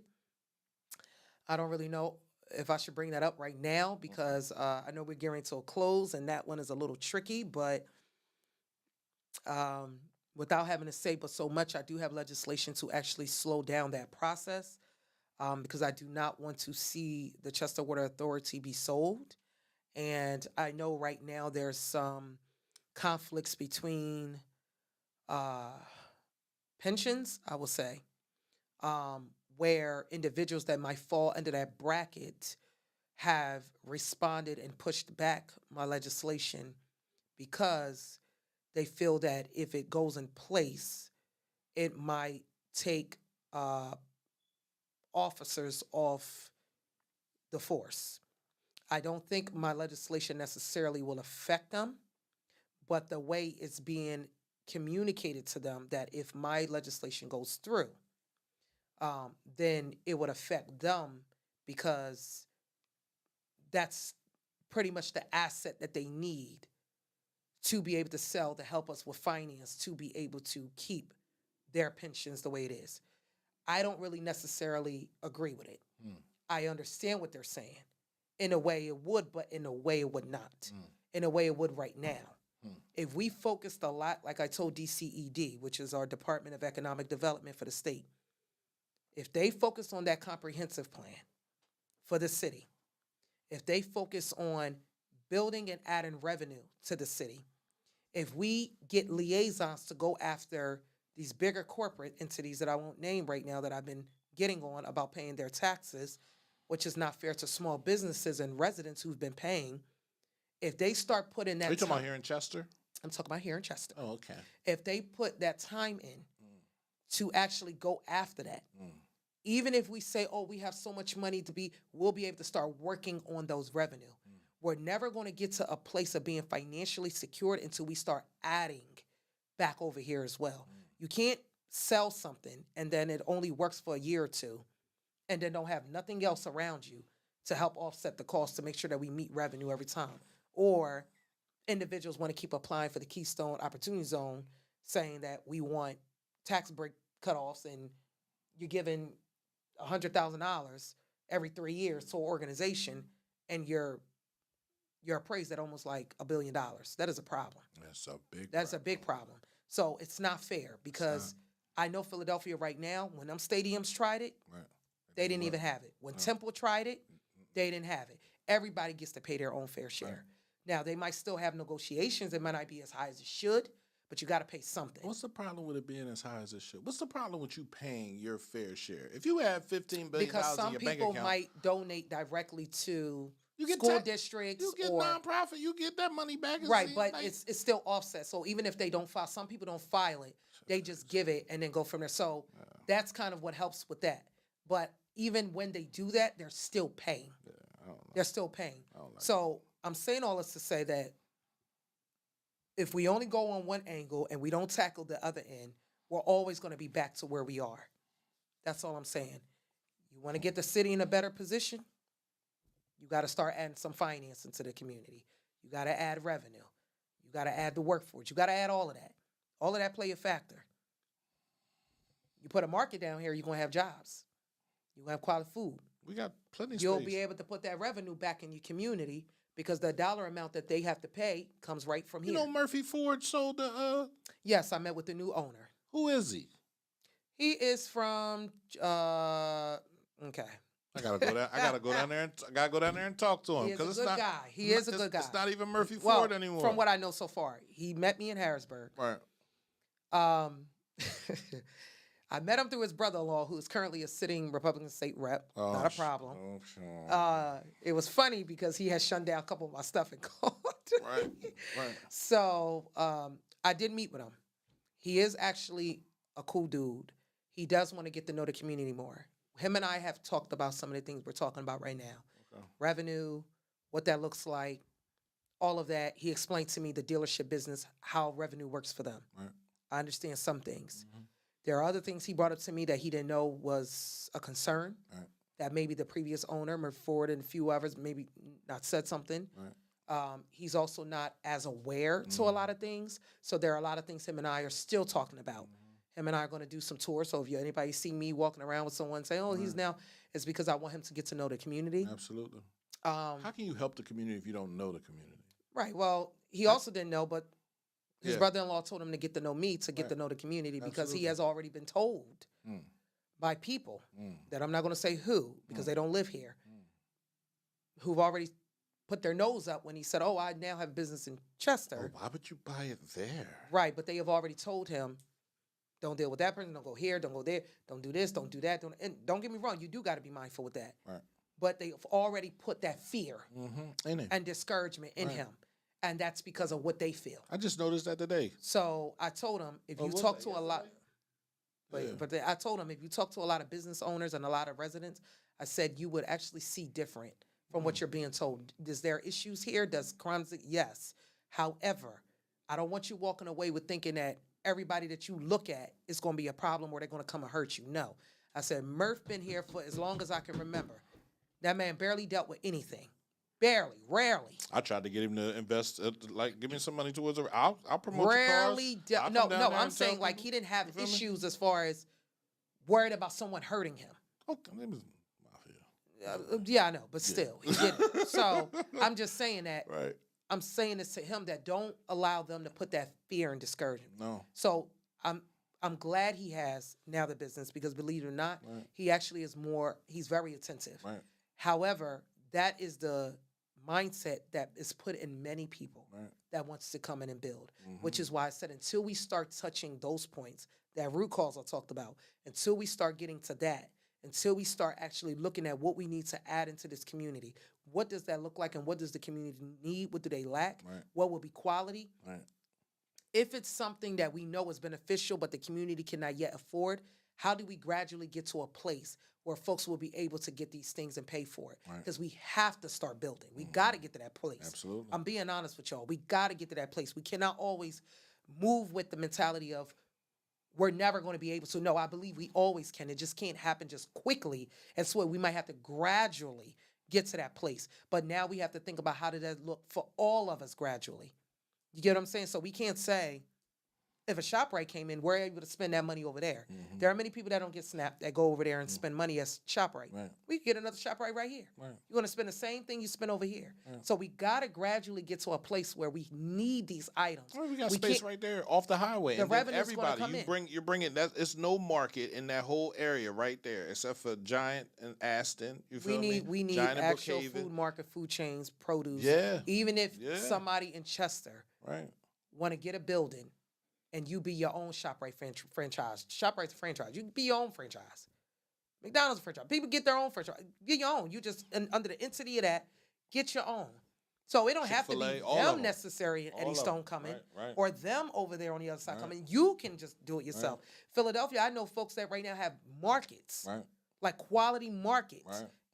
who were born in North Philadelphia and they now own a market. Right. It took them maybe 3 years to build it, Invest your money, fellas. but they got it. Right. And now everybody's coming in. They put their actual dollar where it belongs in their community because they've been there. Mm. So it can get done. It can get but we done. got to gradually get to a place of building our community. So, Absolutely. I thank Ms. you. Littleton, I thank you for your questions. I Absolutely. hope I answered your questions. There are so many more things I can speak on, and then some of it, God forgive me and forgive me charging not to my, my heart but my head. I can't think of everything right in front. But there are a lot of things that would benefit the city, but it also benefits the state. So anytime you put legislation in place, even if it helps us, I also got to strategize in a way that it will help others. So now I got to do my own research to look at everybody else's community, their own numbers, their demographics, what their needs are. Does this matter to them? Do they care about it? What affect the legislator from voting for it? So there's things that are out there, but now I got to think about, would that be appealing to some? So even if it's out there, my job is I got to also push it out. I got to sell it, basically. I have to sell it to say, this will also help your area because I've noticed you have this, and this going on. Or I've noticed you went through this and we're facing this and I don't want to see us go. And they'll say, oh, we've been through this and it's horrible. Yes, I would love to help you. So that's what I have to do in addition to all of that. So much that is right here that I may not be able to remember then and there because I have to take everything in. But just know, Ms. Littleton, that if you have any further questions that I have to go back and revisit, I don't mind doing so. So I thank you for your questions and anyone that asked any questions. I hope I answered them. And he was talking. The best way Rich I can. Bly wanted to call in. I didn't get his text in time, so I guess Oh. he's not on here anymore. But I want you to come back and do this. I will. I will. feel I've always. I have some time today. I'm not I in know. Harrisburg, but I'm back in Monday. But I definitely will. Whenever we work it out, the station's always open for Thank you, you. right? It doesn't have to be a situation where I have to be here asking the questions. You can Okay. get somebody in the community to come up here and Thank have a you. conversation, right? It's not about me. appreciate It's about the conversation, right? It's about getting the information out to our community so our community can be more aware. This is why this radio station was started, right? Absolutely. It wasn't started to do anything special for me, because if it was, it would have already did that. Right. You feel me? My whole reason for starting this radio station is for access to information, giving people access to better information, more readily available information, and strategized plans to help us improve. That's it, right? So I appreciate you for coming up here. Thank you. I am I'm appreciative for you running. I'm appreciative for you standing where you stand in the fight for us, even the fights that you still continue to fight that have nothing to do with your seat, right? Because I know you're fighting for our community. So thank you. Thank you for your time, your sacrifices. I know it's not easy. I know it's not easy. I know you have things that you wish you could do that you can't do. I wish I could do, but I Right. have faith. I Right. believe it's gonna get done someday. Listen, continue with Someday. that. Continue with that faith in any way I can help you. You I know I'm here, appreciate it. right? CMPRadio.net, man. We're done, man. That was a 2.5 hour, 2.5. and it wasn't even meant to go that long. But I'm glad she didn't have a problem. She answered every question, and I want y'all to understand this is what we do, right? Yes. Was it necessary for the radio station to get sponsorship? Absolutely, because it wouldn't be here if we didn't have it, right? I don't make no money. You feel me? But yes, we have sponsorship. So sometimes you have to, I guess, partner with people that are seen as the wrong people, and I get that. But this radio station is open to the community because of that. The community can come in here and talk about whatever they want to talk about as long as it's in a solution-based plan, right? Leadership, you're welcome to come through here. Mayor Roots, council people, I don't have to interview you. You can get somebody that's on your team to come through and ask you questions. The people can dissect what's the truth and what's not the truth. They can move off of that. Am man. I able to add a last point? You can do whatever you want to do. I just want to add a last point. Silvercare. I can't talk about it, but I would love to come back because I know some people have reached out to me and wanted to know my stand on Silvercare. I definitely believe we need something exactly what Silvercare providing, a Q step down, especially with everything that's going on right now with Crozier. We need more housing for our seniors, which they are wanting to provide. The reason why I have Silvercare right now a little bit on hold is because I want to make sure that we are not having another Stinson situation part 2. We have to make sure that we have transparency. The way that they would like to operate and run everything and communication is a very big piece in this. I have to make sure that Silvercare understands, I've already met with the owners, that when we're talking about jobs, not just them talking and saying this is what they're going to do, but I need things in writing now. I think I said this before, and I don't mean to sound harsh, but I'm not with the freeloading stuff. I'm done with the freeloading baggage. If you want to come in, there's a percentage of jobs that has to be provided to the city residents and to the county, meaning individuals within the scope of that region, the county, city workers. I'm no longer going to be looking at certain things like that. Now, I'm not the mayor. The mayor has his own decision. I'm only speaking as a state rep. My thought process is that it's needed. It's urgently needed. I want to support something like this moving forward. In fact, I support the mission.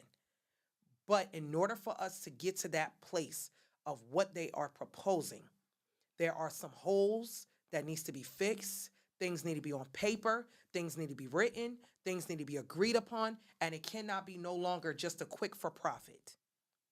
So everything needs to be laid out on the table and everything needs to be addressed. If there's not anything in this world that we have not realized as a city, is that we should learn from our previous mistakes. We should learn from past decisions. We should learn from the things that we've done before and what's no longer working.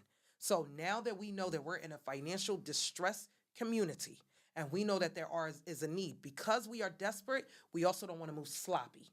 So let's make sure that we have things in place to protect our residents, to protect the community, to protect the residents so they understand that we love what they want to bring, we need what they want to provide, but at the same time, we want to be protected and we don't want to have another Banneker situation. So that's where I am at right now, where I have not seen any of those things being completed or done yet. Every time it is asked, it is not yet completed. So I'm just being honest and transparent. It's not that I don't want it. It's not that I don't want to see it. It's not that I don't support it. But I am never going to support something that is given to me half done, that I know it's going to put people at risk in the future. So again, I'm only going by what we have done before, and I'm seeing the mistakes that have happened. And I know anything moving forward, I don't want anyone else coming in thinking that because these things have happened, they could just take advantage and do anything because we're just not oblivious to it.